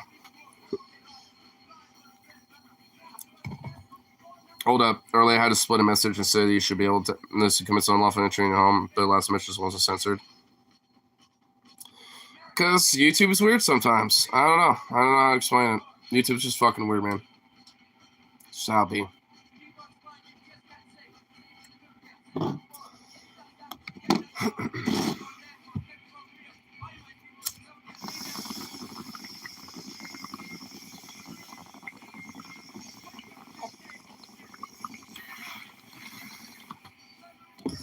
YouTube's 5 gigs. Yes, they are. YouTube endorses corporal punishment. The spirit of Washiki lives on. I almost actually kind of forgot that she died. To be honest, like, I guess now I see why she stepped down from YouTube, because she was dealing with some cancer and shit, I guess, but I'm not gonna lie, man, I didn't even, like, it took me like a week until I realized that she was dead. I was like, wait, what the fuck? And then I forgot. And then I think you reminded me, and I was like, oh yeah, that happened. And then I forgot again. And then Rip City, like, the next day or some shit told me about it. And I was like, oh yeah, that happened. I didn't know cancer can get cancer. I know. And then I forgot again. And then Onion Nuggets, came back because it was their off week. And, they fucking did an article. And I was like, oh, well, okay. Now I honestly got the point. Now I remember. Okay. I get the point. She died. That was harsh. Let's just be honest, man. She fucked YouTube up. She fucked this platform up to oblivion, man. And I don't know who this other guy is, but the spirit of Wajiki is in him, and he ain't doing no better. So, you know, whatever. I mean, I'm not gonna go super harsh, you know, but like, yeah, I'll let everyone else go that far. I'm just at, you know, the level of like, who gives a fucker, you know, whatever. That's literally about as far as it goes for me. I'm not gonna give her, you know, even in postmortem, the energy, you know, and the time, you know what I mean? Okay, yeah, you are, yeah. But yeah, exactly. You know, she fucked up. So, you know, whatever, man. C'est la vie, I suppose, huh?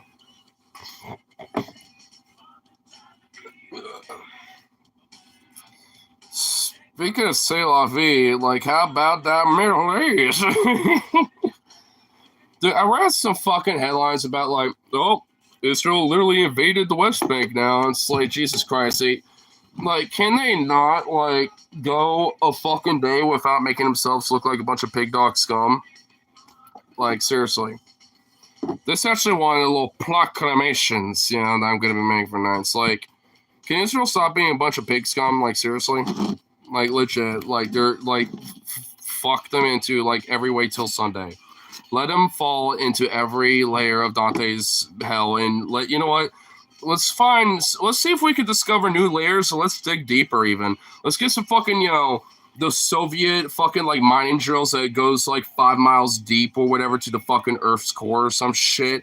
And just fucking, like, let's just see how many layers that we can create. Let's see how many layers there truly, really are, hypothetically. You know what I mean?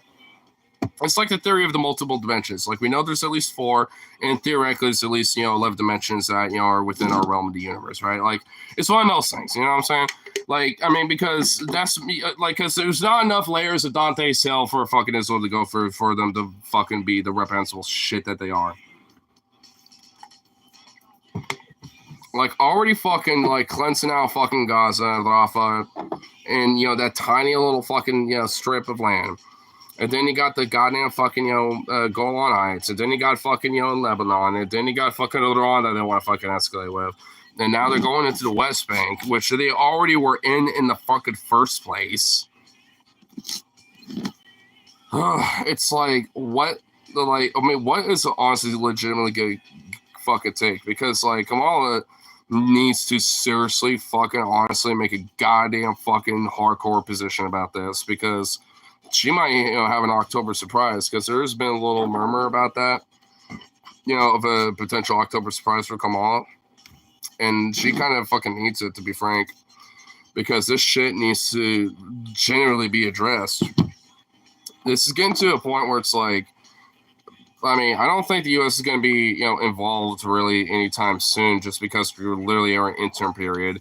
Biden is basically just kind of, for the most part, outside of like the one rare blue moon time I'm around still, kind of, you know. Outside of those little instances, he's just kind of MIA for the most part. So, you know, he ain't really going to be doing shit. I mean, Kamala honestly could right now. I mean, honestly, she could be taking advantage of the fact Biden basically ain't doing nothing at the moment. She could be like, yeah, she could take charge. I mean, hypothetically and theoretically, like, the vice president is supposed to kind of be there as like the second-hand man to the president, and theoretically should be able to have like at least somewhat similar power to the president, at least when it comes to the need for it. I mean, it's like, it's like, what the fuck? Because, I mean, it's one of these things where it's like, I mean, this issue is dragging on so much to the point where it's like, you know, Dora lives so amped up by Kamala and blinded utterly by this whole fucking issue. And I even saw on threads of just like, you know, every time I, you know, order some Starbucks, I'm going to make my name Kamala. So, hey, you know, I'm putting my part out there, do something, and I'm doing my part. And it's like, oh my God, what in the actual fuck is this? It's just like, this is actual, like, I'm, you know, going back to brunch mimosa liberal fucking bullshit. Like, holy fuck, dude. Oh, like the blind, like lived up energy. Like, I mean, I think there was a point where a lot of progressives, including myself to a certain extent, were a little lived up just on the relief that Biden was not the fucking candidate anymore, and and all this other shit. But now that energy, I think, is starting to lose its momentum, and now we're at a point where it's like, she needs to fucking really do some serious fucking action now. Like, the whole like we're all lived up shit for most of us is kind of gone now. So fucking start actually make some genuine, real fucking action, because what's going on now ain't it.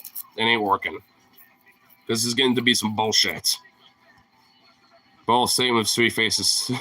At the first, mouth, Judas Iscariot. The second, Marcus Junius Brutus. In the third, Cassius Longinus. And the last is Benjamin Tenentia. Exactly, dude.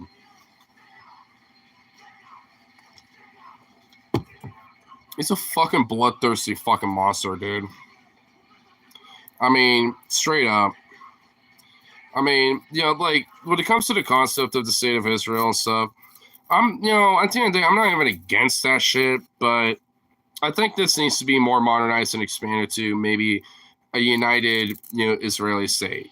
And I mean by united in a sense of a united Israeli state of, the United States of Israel and Palestine.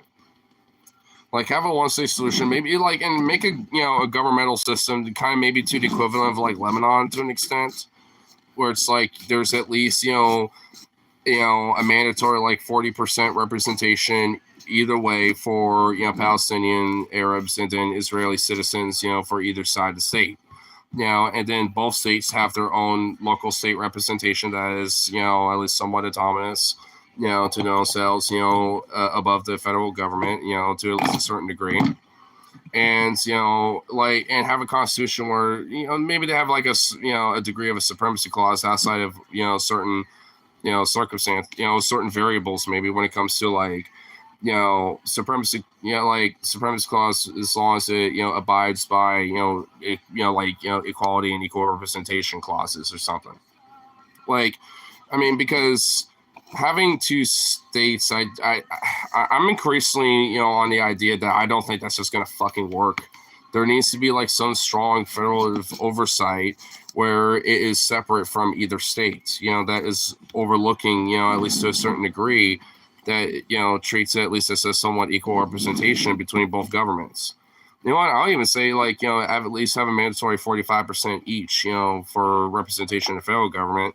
So then there's very minimal, swing one way or the other, at that point. Because it's one of those things where it, like, something's really honestly gotta fucking give with this kind of shit. And there needs to definitely be, like, a strong UN oversight, or, maybe if, like, Kamal's got some fucking ovaries, of steel or fucking balls of iron or some shit, then, maybe she would, make the U.S. government be the oversight of that type of shit and fucking rein Israel in a little bit. Or force the government to change.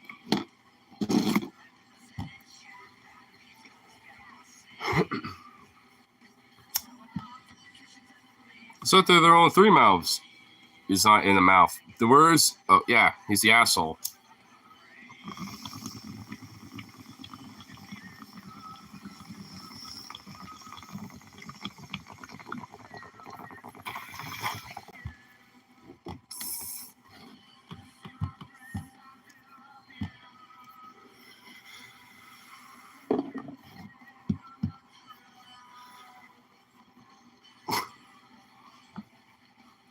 I'm happy I got that right anyway.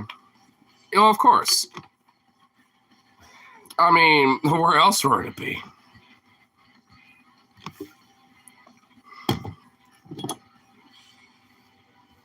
I mean, with this whole fucking invasion of the West Bank and shit, like, this shit is starting to become a fucking, like, it's already been kind of at a catalyst.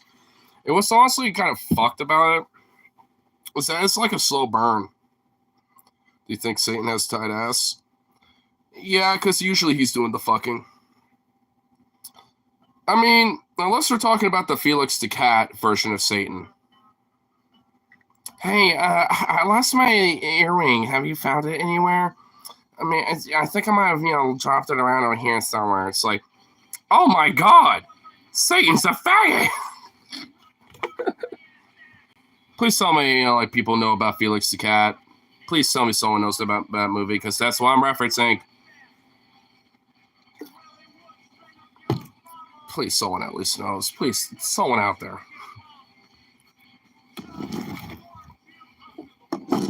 The cartoon cat? Yeah. Yeah, my dad actually has the movie. It's actually the first X-rated animated movie to be produced, too.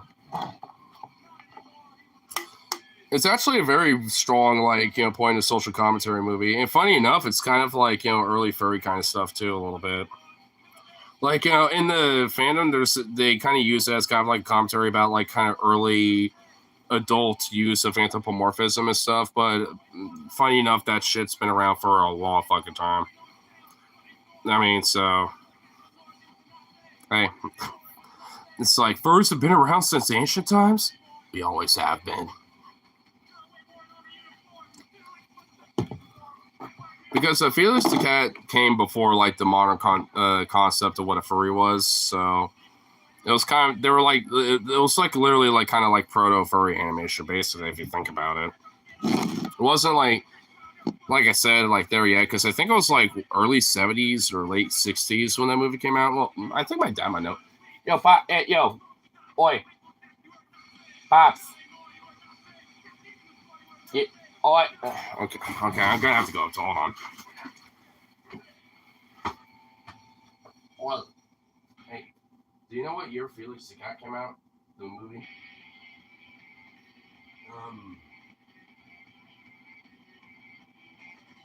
You can look it up on your phone.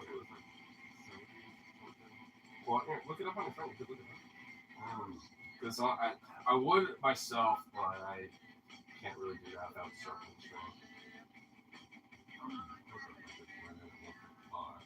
Well, I don't know where you have it. I mean, but if you could find it, I mean, because I could prove that, yeah, you got it. Well, if you want, you can bring it out. I mean, I'm not going to force you or anything, but if you want to. Yeah, I guess put a pin on that, because to be honest, he might bring it out. I'm not going to force him, but if he does, if he wanders off and comes back with it, then I guess I'll find out what year it came out. And hey, I can prove that I do have it, because, I don't, but he does. It's his movie, bro. I mean, if anything, it's... Honestly, if I, like, move somewhere, I might low-key kind of, like, at least want to rip it and maybe make a digital copy of it, though, low-key, because, I might want that. I want to watch it. Fritz the Cat.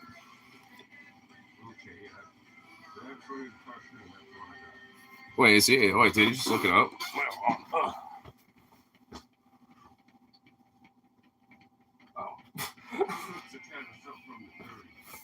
Yeah, Felix Cat's way older. That's way different. I thought he was looking up, but no, he's still playing on a puzzle. Seen pictures of cartoon cat online. Creepy, tall, smiling humanoid cat. Maybe, but I don't know if it's something that you're talking about.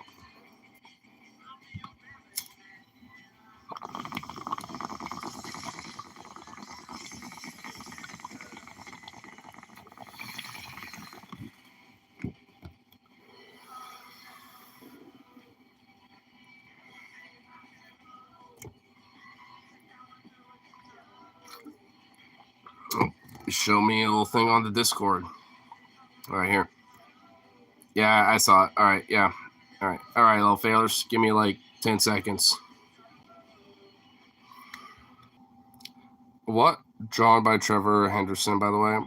Well, what in the actual, like, fucking, like, goddamn backrooms ass McFuck is that, dude?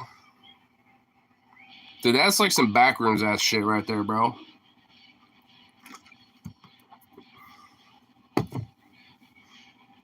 That's not shit you see in the backrooms, dude. It's like, whoa.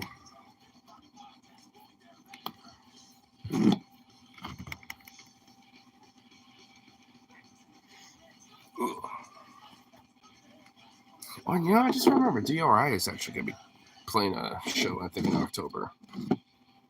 I need to figure out what date that is so I can go fucking see that shit. Need more DRI pins so I can finally try to fucking force this other one out. You know, I kind of should do that, though, but I need a fucking pin to replace it with, though. And honestly, can I even get this thing out? Oh, I probably could, but... Oh my god. This poor DRI pin, dude. It's so fucked. This poor thing. Thrashed out a little too hard. The prevailing theory is that ultra short is decoded to take a form of cartoon cat. Speak of it, have you seen or read it? It or IT, like it.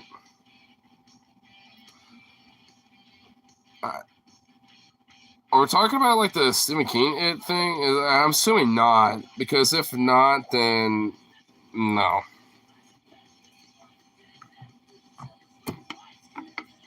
Stephen King one, yes. Well, yes. I remember reading the first It, back in school. I think middle school or maybe like freshman year of high school, somewhere around that time. And at least for the newer movies, I've seen the first one like way a while back, like shortly after it went to streaming, but I haven't seen anything beyond that, to be honest. So like I'm aware of it. I know like I guess enough about it, but I'm not like honestly, unfortunately, as knowledge about it as I probably should, because I think that's like, really some shit that should really honestly be right up my alley. I just finished watching Glorious Bastards last night too. Which, ooh, good movie. I also forgot how good that fucking film was. I hope you don't mind, but I think I'll be going out speaking to kings, if you don't mind. By all means, Captain.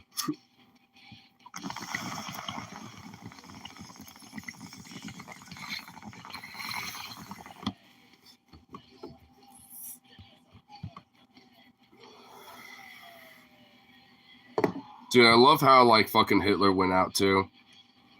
The Bear Jew. The Bear Jew just fucking with an MP40. Just mag dumps an MP40 right in his fucking face. And then the dynamite goes off. It's like, dude, don't we all just wish that could happen? Even, like, maybe minus the dynamite on my ankle. But, but, like, I mean... like, wouldn't we all want to mag dump an entire fucking, like, MP40, right into Hitler's face? That was awesome. I know, dude. I forgot how fucking amazing that movie is, dude. Tarantino, man, like, fucking amazing. And also, like, I remember, like, that first scene, with Frederick Zola, like, he was playing that character, because, it feels like, because I always know Tarantino likes to play a character somewhere in his movies. He always loves to do that. So I was like, where is he in here? And he's in the beginning of the movie. I was like, oh, okay. So he had to have like this little plastic fucking like little skin thing, to make it look like he had a swastika on his forehead and shit because he had the mark.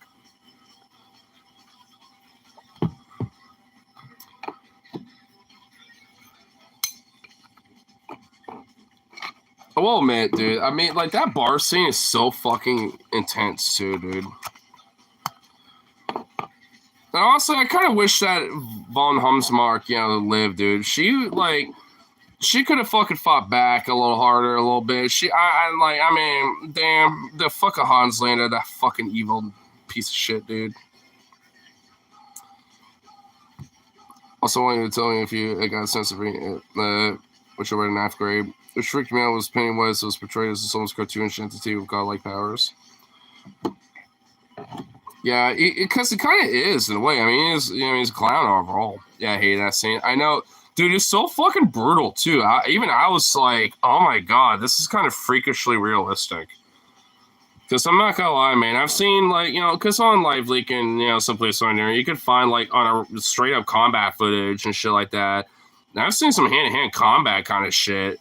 Like, I honestly, I used to, but I did follow like some Ukrainian Telegram pages that would show like different shit too as well. And sometimes it'd be that combat shit. And dude, that Shoki scene is legit pretty fucking real. I'm not even gonna lie, man. It's like he kind of gave me a little like, oh Jesus. Like, I mean, I love Tarantino, but he does his research sometimes, I think. I mean, the extra blood splatter stuff is a little theatrical, but I mean, there's kind of a hint of a truth to it sometimes. I mean, that bar scene was actually pretty real, you know, in a sense, you know, when it comes to shit like that. Because when you're in close quarters and you got a bunch of people like that, I mean, at the end of it all, it's just going to be like blood splatters, fucking bodies on. Yeah, it's just going to be, you know, that's what it's going to look like.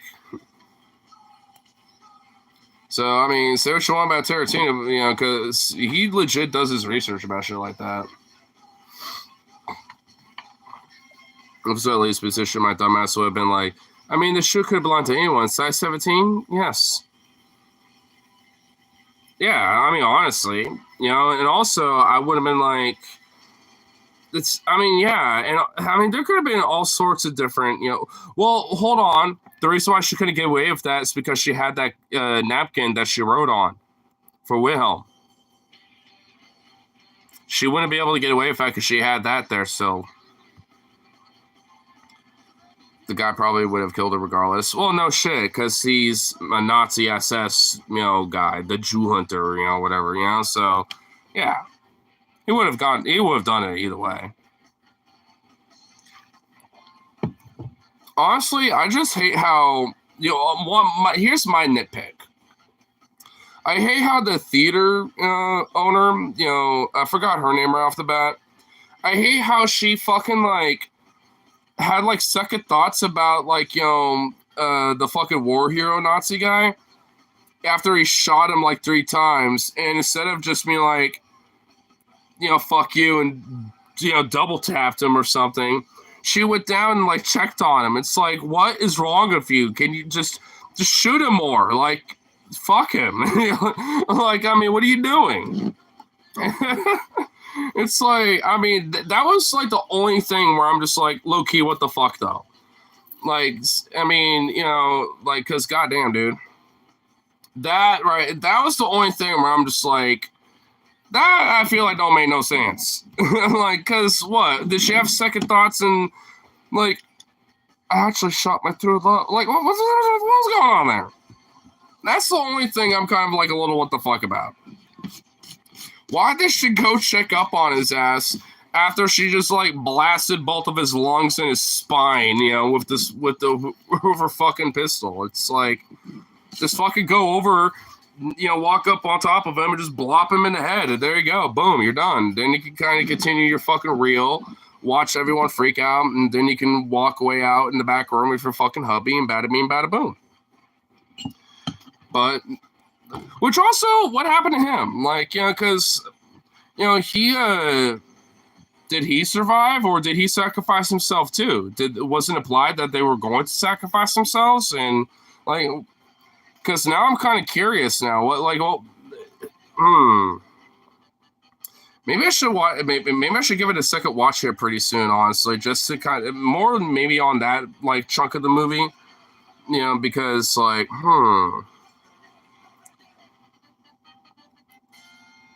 I don't know, man.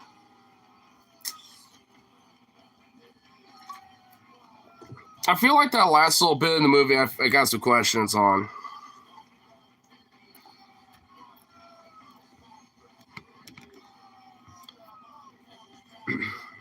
It's weird I got erection during Hitler's death scene. I got some weird looks on my walk. No, because, I mean, again, who wouldn't want to, like, literally mag dump a fucking, you know, machine gun, you know, into Hitler, dude? If I could go back in time and take, like, an MG42, Hitler's buzzsaw, in Hitler's bunker, and just have, like, a 5,000 round fucking, you know, belt strapped around me like Rambo, and just like hold on to it like this, got like a little handle in the front and the barrel, and just like got like, you know, and just hold on to that bad bitch. I burst into like Hitler's, briefing room or whatever. And it's just him and like his top officers. And I'm just like, what should I say? What should be the catchphrase? It should be said in German.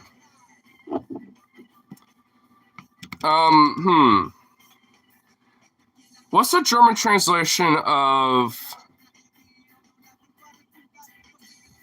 What would be the German translation of like? I'm trying to think of a catchphrase here. It should definitely be rubbed in. It's like,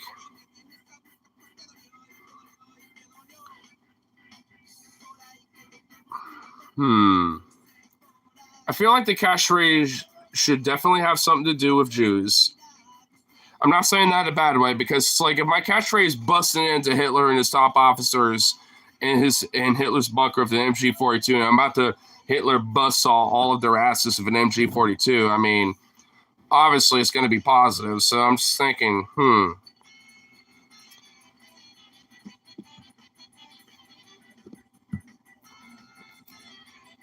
It's like,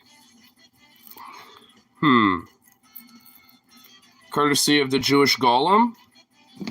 I mean, maybe in German it might sound badass though. It's like, hi, hi, I'm the golem. It's like, this for all the Jews, my friend, and then just start laughing maniacally. Well, okay, maybe that. It's like, hi, I'm the golem. This is for all the, my Jewish friends. And they start maniacally laughing and just like start buzzsawing them. I'm wondering that Hitler would think if he saw what not so now. Yeah, let's see how the superior idleness grow. And then he sees like 400 pounds Mountain Dew guzzler on a COD lobby. And then he sees Marjorie Taylor Greene. And then he sees, Trump. And then he sees like 4chan and 8chan incels, that are on like the boards and, on those, forums and shit. Dude, he would unironically be rolling in his grave. Hearts of Iron 4 normies, well, not normies, like Hearts of Iron 4, 8chan, wearaboo, fucking weird, like 400-pound Nazi freaks and shit with glasses and shit. They just killed himself again. I know, dude. He's like, das ist nicht gut. This is not what das alienation is about. Nein. Just bites the cyanide capsule, just does it again.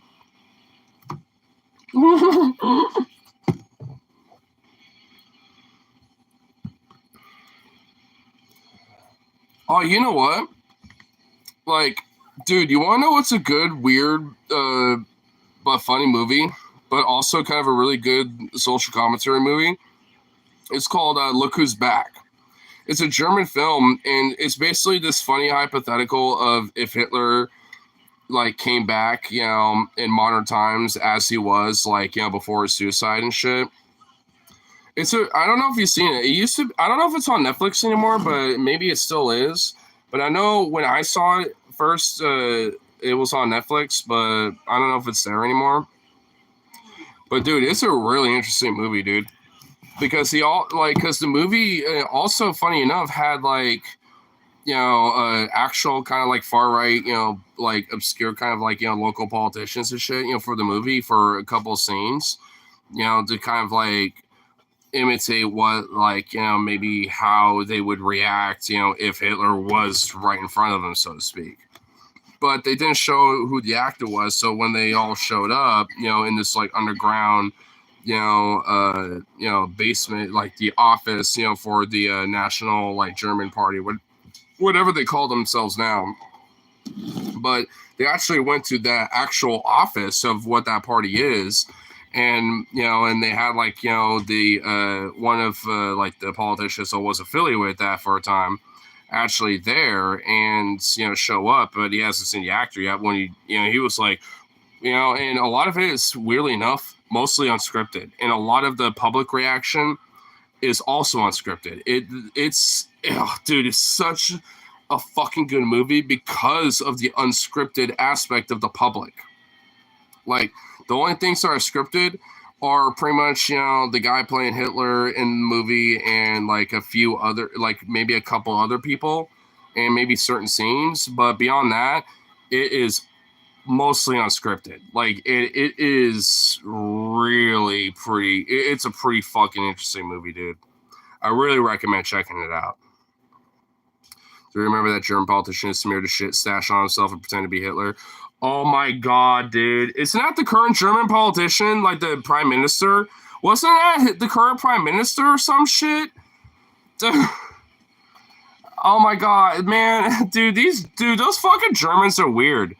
I've also heard rumors that they have, like, zoo brothels, where it's like if you go into some rural areas in Germany, you can find barns where, well, yeah, I think you could fill in the rest. You know what I mean? It's like, dude, Germany's got some shit to answer for, man. They're a little, dude, the Treaty of Versailles, did World War One, did World War II and Nazism, did Western and Eastern Europe fucking Soviet occupation, like, like, we got hentai, we got the Japanese with their shit, with anime and stuff, right? But then we got Germany, man. We don't really talk about this. What the fuck did we do to Germany, bro? What the fuck did we do to them? Because honestly, think about it. Like, I mean, we always talk about Japan because of nukes, right? Because granted, that's pretty exceptional shit, right? Yeah, that there's kind of a valid, understandable thing about that, right? But imagine if we dropped a nuke on Berlin or some shit, or fucking Frankfurt or whatever the fuck. You know what I mean? Imagine if that shit happened, bro. Imagine how the Germans would be now if that happened. You know what I'm saying? Like, if nukes did to what the Japanese are today when it comes to their kinks and shit, and the Germans got their kinks as we know about it, especially the more obscure, weird, freaky shit, then imagine what they would be like if a nuke dropped on them back in 45. Bruh.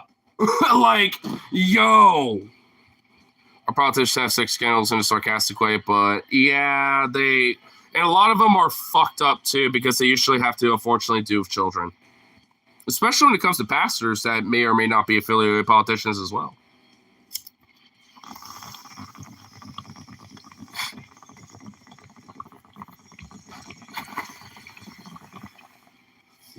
Taliban USA, baby.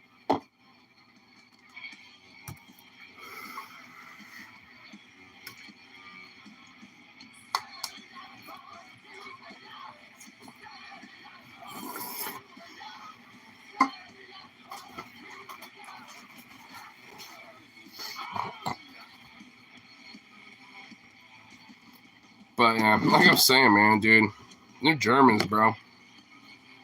They be some freaky fucks. And honestly, I don't even understand why. Like, because I've heard the rumors before. Because I don't know, like maybe I'm such an internet brain. But like, because I'm pretty sure even Kyle like has made a video about it before. Like, like, because I think way back in the day, like, back when he used to have, like, that library in, like, the 2014, 13 era and shit. You know what I mean? I think he even made a video, about this type of shit back then. It's like, bro, what? Is there something about the human psyche about this? Because think about it, like, there's ancient depictions of, like, all sorts of wild shit that humans do, like, Greek, pottery and Greek, artistic sculptures on buildings and stuff, where it's like you got dudes fucking goats and shit. You know what I'm saying? It's like you got random shit like that. It's like, is there just something about the human psyche where there's like certain people or some shit where that's just like,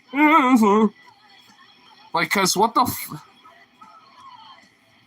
I mean, like, I'm all fine with, like, anthropomorphic, shit like that, like, which is kind of, like, in a way, kind of tied of animism and stuff like that to an extent, especially farther back in, like, humanity with its, interests and shit like that. I mean, the farther back you go, the more it's tied to that type of stuff. But point being, it's just, like, I mean, for me, it's more, honestly, I guess, more about that. I guess just in kind of, in the broad sense, but it's just like, some motherfuckers are taking the extra step, and it's just like, can we not?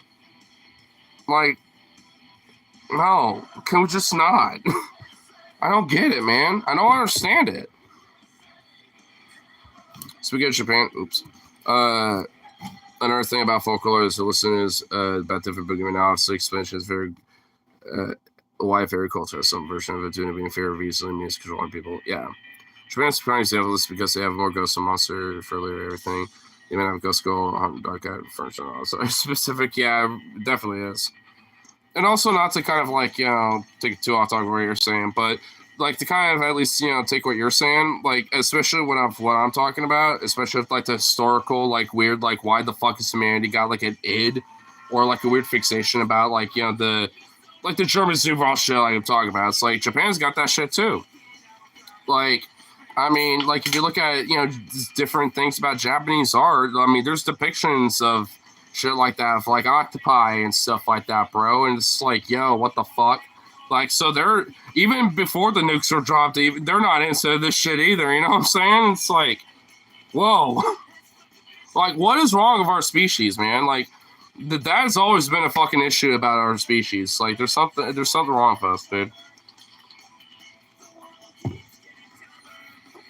And honestly, what's even more hilarious when we see other animals do that type of shit, we just think it's hilarious. And then it's just like, we upload to YouTube thinking, haha, that's funny. But it's like, well, it's like, isn't that not good either? Should we be like, disencouraging? I mean, if it's in the wild, you can't help it. But if it's like, if you got like, some cattle, but you also got goats and some chickens and stuff, and you got like your fucking goat trying to go after like a chicken or something in a way that is lusting in some way, it's like, shouldn't you want to make that go be like, no, that's not good. It's like that, because like that chicken is going to die. You know what I'm saying? It's like if the goat gets successful, you know what I'm saying? It's like, I mean, it's just one of those things. Like, if we have an ability to at least, like control, those nature, the nature, like if you think about a dog, right? Like, because dude, my dog has straight up tried to hump people, like straight up be like, I smell something on you and I love you and I'm gonna try to fuck you. Like, he was straight up do that shit. He's done it on the bar a couple times before. And luckily, he doesn't do that nowhere near as much. Actually, I don't even think he's done it in a long time, actually. So I think he's tempered his hormones. But there was a period where he would just straight do that shit. And I would always have to be like, no, that's not good. But I don't know what it is. But every time like he would do that, everyone's like, oh, no, it's fun to have dogs and blah, blah, blah. And it's like, I get it, but no, it's not, because I don't want him to do this all the time. And I don't want this to be, something that's encouraged. Like, I mean, I don't want him trying to fuck people. It's just like, no. But dude, I don't know what it was, but every time at the bar, when he would do that to people while I'm talking with them, they would be like, oh, it's okay. It's like, no, it's not. Because straight up, if you literally were to like bend down and have to pick something up, he would literally go behind you and be like, oh, opportunities. It's like, no. It's like, what the fuck? I'm glad he's tempered with it. That's all I can say. Because, man, when that was a genuine problem, oh my God, man, it kind of stressed me out. He's only bad about that when it comes to other dogs at this point. He's kind of, I think, understand, his species, limits, you know what I mean? So when it comes to other dogs, especially male dogs, yeah, he'll try to do the fuck sesh. Andy Dick of dogs. He really is the Andy Dick of dogs, bro. Also, it's weird people are okay with it. Well, because every time he would do it, he would be humping their leg. Which honestly, I guess I could kind of pass on, just because it is kind of funny, because, there is a silly stereotype in the, haha, dog humping your leg, kind of thing. I get that. So, and he would usually do that because usually they'll be like, hi, buddy, and they're bent over a little bit, so their knees are bent, so he has, like, a spot where he can kind of, like, bloop, kind of hug the knees and try to mount a little, you know. So, I mean, it's one of those things where I could kind of give a pass on a little bit, but yeah, I kind of get what you mean. I mean, honestly, Zukov does the same shit to me sometimes. Like when I'm like, but you know what? Hold on. You know what? Hold up. Pause on pause what I'm talking about. Let's put a pin on what I'm just saying. Because I had a pin earlier about Fritz the Cat, and guess what? I told you my dad had a copy. But yeah, let's see what year it came out. 1972. Right here, baby. 1972.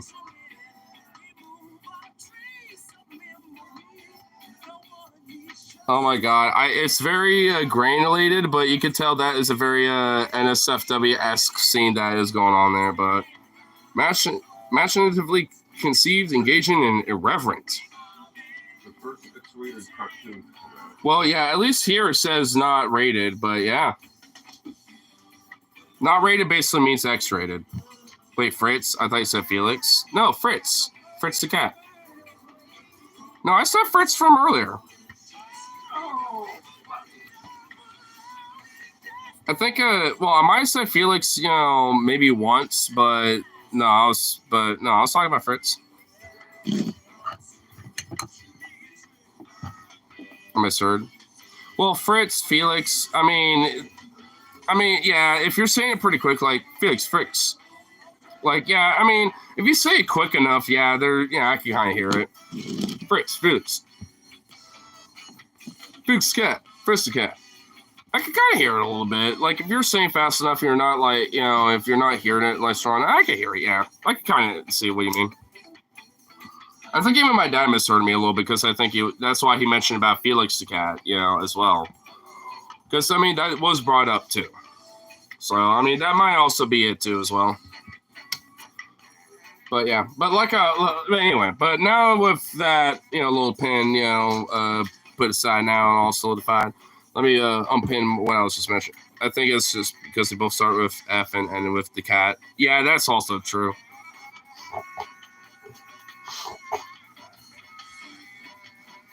But yeah, but like I was saying, like Zukov will do that with me sometimes, mostly when I get out of the shower. When it comes to like the weird like wanting to try to be humpy or whatever. And the main reason why is because I tie my showers with him usually, not all the time. So luckily this isn't a recurring behavior. So I think a lot of it is just because he's so excited after he gets excited after getting a shower. So I think a lot of it just has to do with that. But he will like dead ass, like after I give him a shower, dry him off and all that shit. I'll let him out for a little bit and he'll like run off, usually into my room, but usually he'll run off somewhere else too. I'll close the door, and then fucking do my shower. But not always, but sometimes half the time I have to let him back in because he'll start freaking out. It's like, you're not with me, Dad. And then then he'll just like sit like he is on the edge of the door over here in the laundry room, just sitting there just chilling, while I'm finishing my shower. When I'm done, he's just like, oh my God, you're all clean and all, all that stuff. Oh my goodness. And I'm all clean and I'm excited. Oh my goodness. Hump. Oh, like, I think, like he just gets too excited in that way. Especially when, once like I get dried off and I'm like ready to go to bed and I got my undies on or something. Or maybe sometimes, something else.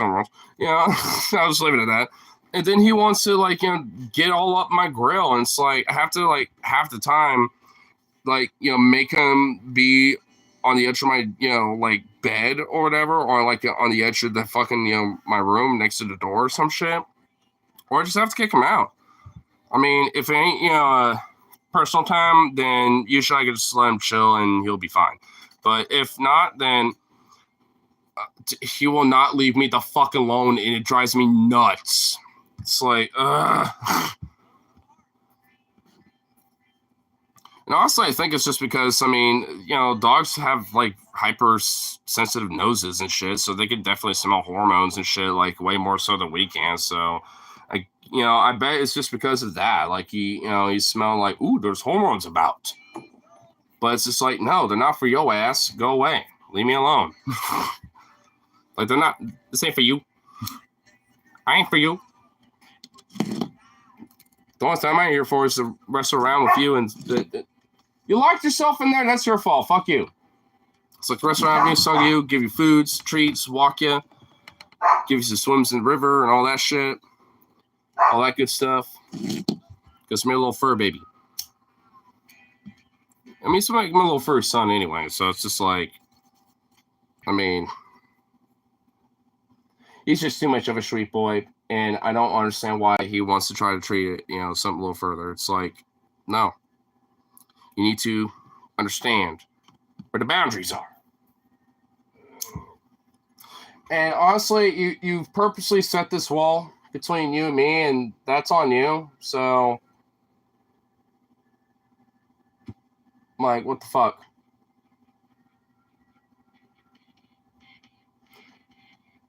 I mean, I've seen you open that door like that before, so I know you can get out of there. So why are you even bitching? You're just trying to be too much of a princess. You just want me to be your servant. Be your serf to the little princess over here. Little bitch ass. Have you ever heard of Peggy the doll? It's a real life cursed doll. They can even curse you if you look at a picture of it online. I've heard about it online. You know what it did? I looked up a picture of it. I looked right at it. Oh, it's one of those. The smiling dog creepypasta? That's kind of has a similar premise. And I remember looking on it online, and I was just like, well, that's creepy as shit and fucking weird, but meh. It doesn't, it didn't really spook me that much. I'm assuming this is the same thing, pretty much. But it's a doll instead of a smiling dog.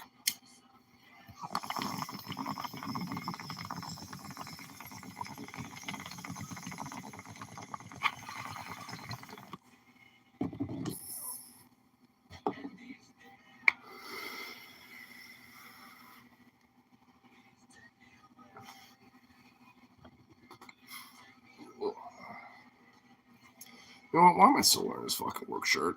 Get this fucking heathenistic fucking slave collar off of my body. Ugh. Fuck you. You know what? Holy shit. That aired me out so much. Oh my god. That thing was collecting so much heat off of me, and oh my god, I aired myself out so much. Oh my god, it feels so good. God, it felt good. Nothing bad has happened except me peeing below. One text still fell off blood saying, "You won't pay." And it disappeared above my bed at night, and my pet rock got rabies. Damn, dude. That's some bad luck, bro. You might want to check your chakra or karma levels. Or save college probably. No. It overheats me, and I die of heat illness, and that's not good. And by the way, hey, yo. What the fuck, bro? I thought we were going to, chat it up and shit, but it looks like someone ended up wanting to take a nappy. Like a bitch. But now look who comes crawling back.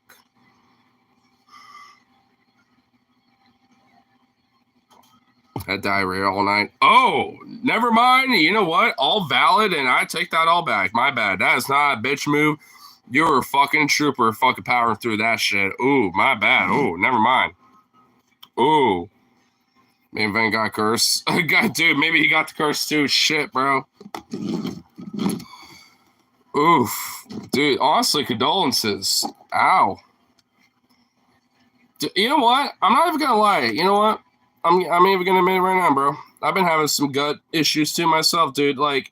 Not on that level, so I can't, empathize on to that degree. But I don't know what it is, but I had periodic fucking intestinal colon situations going on, dude, all day. This morning, it was gaseous as shit. Okay, look, I'm not even gonna lie. I don't know what it is. Is there something about a diet or some shit where in the morning, I'm gaseous and also I'm just gonna be, as minimal detail as possible. It's gnarly as all hell when it comes to in the morning. Sometimes whenever I go to the bathroom, maybe all my coffee breaks and shit. When it comes to like my morning streams before work, when I do those and I walk away for like 5 minutes, that's me going for the ringer. You know what I'm saying? Because it's like gas and in the mix of all that, it's a situation. It's a situation. I'll leave it at that. You know what I mean? And it's just fucking brutal. And it's every morning. Is it not enough fiber? Do I just need more fiber or something? Because like, bruh, like I mean, like it's just it's ridiculous. But for today, it wasn't just that. But every now and then they'll be like, just a little bit, and it'll be like, yo, we need to come out. So I have to go to the bathroom, and I'll be all right, and it'll be like, boop. Like, you know, like an oversized, you know, deer turd, you know, like one of those little deer balls or whatever, like a little deer shit. It'd be like one of those little things, but like oversized, and I'll be like, bruh, what is this? My body wanted to like, you know, release, some nonsense, and it was just that much, and it had that much urgency. It's like there was no need for this fucking urgency. It's like, bruh. And it was just like all day today. I think it finally is over with after all that fucking time, but still, it's like, bruh, what the fuck? Today was exceptional, and I don't even know what the hell I'm doing with my diet that's even different. Like, I mean, it's mostly just like, yeah, I get some of my veg. You know, I have like, some chicken tendies sometimes, so, get some of my beans, some rice and stuff. Like, I kind of have a little, somewhat of a variety, when it comes to what I eat and shit. So, is it just fiber? Do I need to eat like, some shit like some celery, some onions, and some shit like that more often or something? Like, what do I need? It's like, what am I missing here? Because thing is, I mean, the gaseous morning situation, that's been kind of a thing for a while. Even, like in the midst of like, having all the, fiber stuff too. Is it just like a genetic thing? Because I was even weirdly enough talking about my mom about like, how sometimes, I got like some good situations in the morning. And she has the exact same thing. So I'm wondering, is it just a genetic thing? Is it something in my genes where like in the morning I just got like some gaseous like gut bacteria situation where it's like, we gotta release. And it's a mixture of gnarliness. Like, because I don't know, man. Maybe I just need more of an intake of fiber than the average person, I guess. So maybe I just need to like, snack on some celery sticks every now and then or something. I don't know. I mean, maybe I should just do that. Just snack on a celery stick like a little rabbit. Because honestly, that might help, to be frank. I mean, but I don't know. But I can't overdo it either. So maybe like a celery stick a day. Because if I overdo it, then I end up being constipated, then I can't shit. You know what I mean? So that won't be good either, because I've, done that too, and that ain't great either. So it's one of those things where it's just like, I definitely need to do a diet adjustment of some sort. I just don't know what the fuck, like honestly, like I need to change. Or maybe maybe I should just like have a celery stick a day and just see where that goes. I've been up all night and haven't woke her once. That's good. I tend to be a pretty heavy sleeper too. Depending. I mean, obviously at a certain point I might wake up due to a lot of noises, but I could probably sleep for a lot of shit. Like, I've been known to sleep for a lot, apparently, from what my friends have said. So, I know my dad's the same way, too, so I think I get it from him. Heavy sleeper.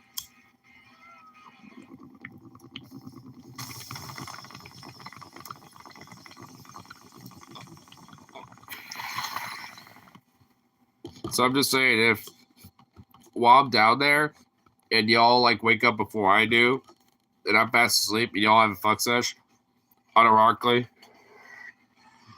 I probably will be fast asleep through it all. Just saying. Because I know how much of a horny little shit you are sometimes, so.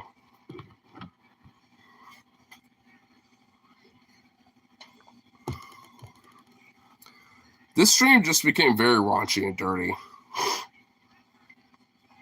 We went from, dude, man, the arc of this stream in the last, like, 30 minutes has been dirty and raunchy as fuck, bro. Like, what the fuck? Just my already in sleep. You better fucking not. She likes wake-up sex. Well, that's her. For me, like, I don't mind cuddles when I wake up, but you wait until I wake the fuck up. That's how it works. If I wake up and I already got, like, a dick in my ass, I'm not going to be happy.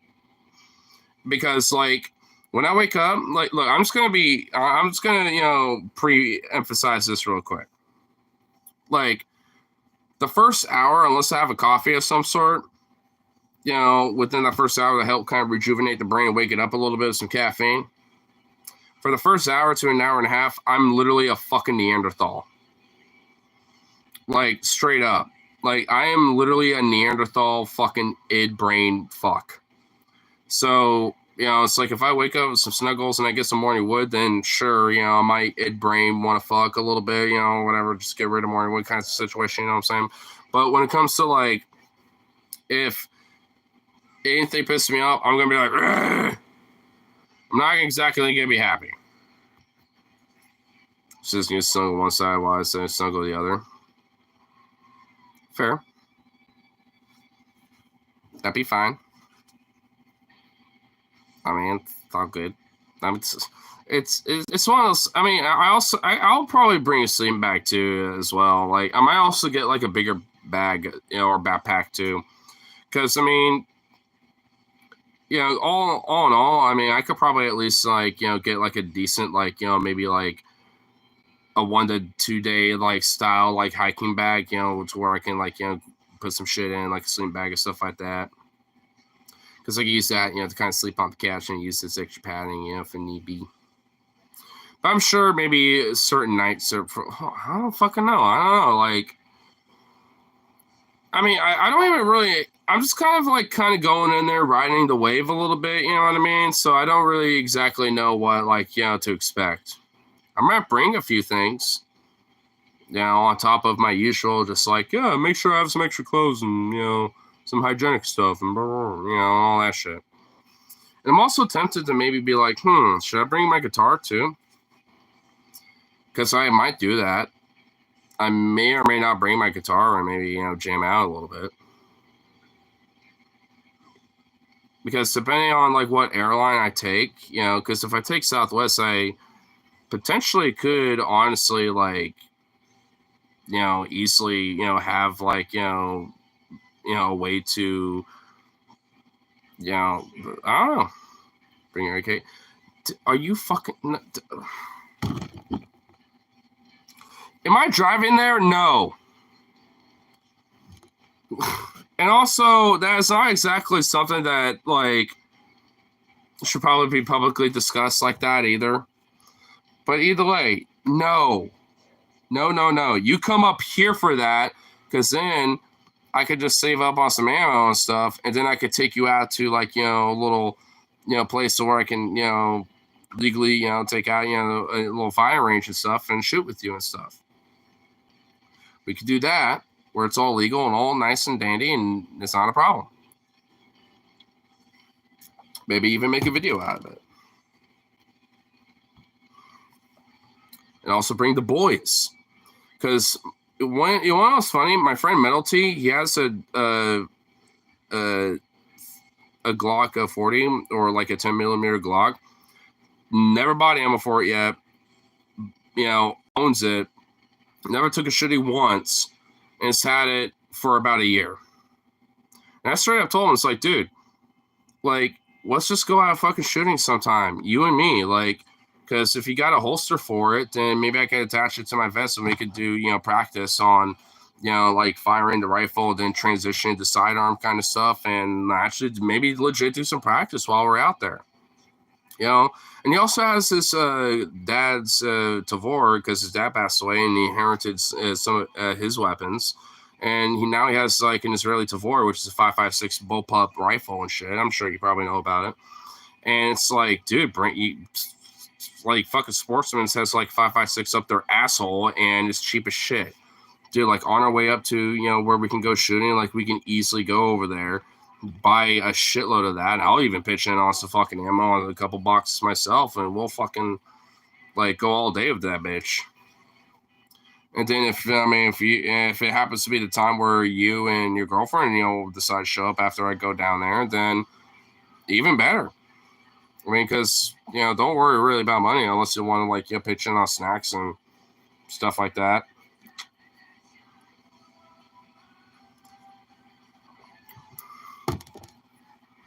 So, it's just one of those things where it's just like, I think, maybe I can, potentially, get, like, a little, plan about that, but just pass out for a moment. What? I mean, I don't really want to necessarily repeat myself. You know what? I mean, considering what the conversation is, I'll Discord you about it. I'll DM me about it later. It's more of a hypothetical when you and your girlfriend come up here and tying it in with me and my friend Tyler, who has not shot his pistol, his Glock, at all yet since he's owned it. Like I said, I'll just DM me about it. I'll tell you about it a little bit later.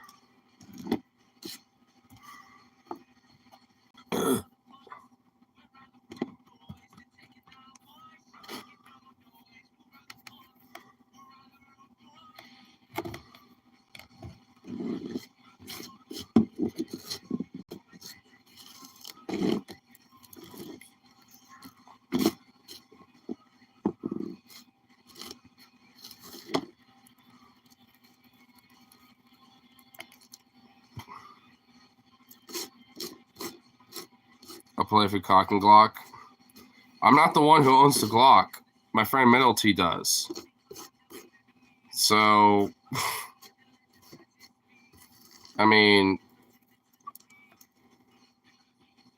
you would have to play with his Glock.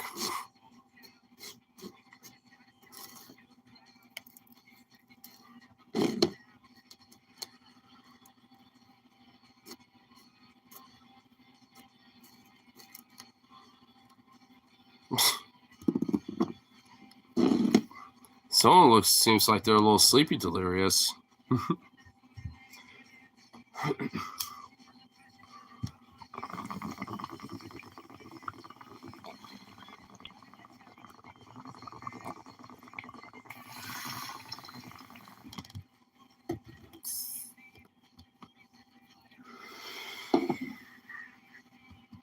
Sorry, go away. Damn, you're still fucking suffering for that? Oof. I mean, he got food poisoning on the opposite direction. Ouch. Oof.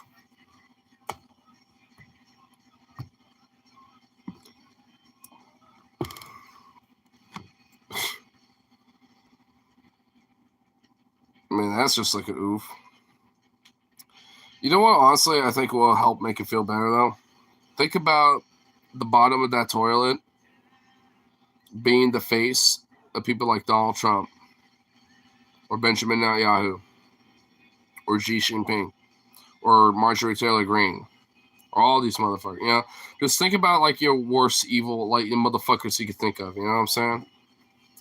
It'll honestly probably make it, go way better in a weird way. It honestly might even be satisfactory. It might even be satisfying.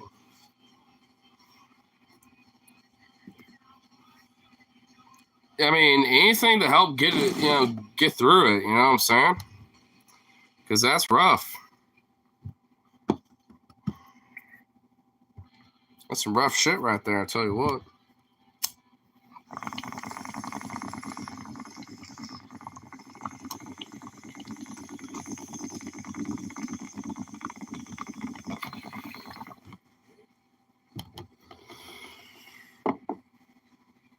But, I'm going to get myself some glizzies and some ribs. I've got some ribs over here. So then I can get my dog some bones, too. Fresh off grill, too. But, Pace half an hour now. I'll see you on the next one. So, toodaloo, bitches.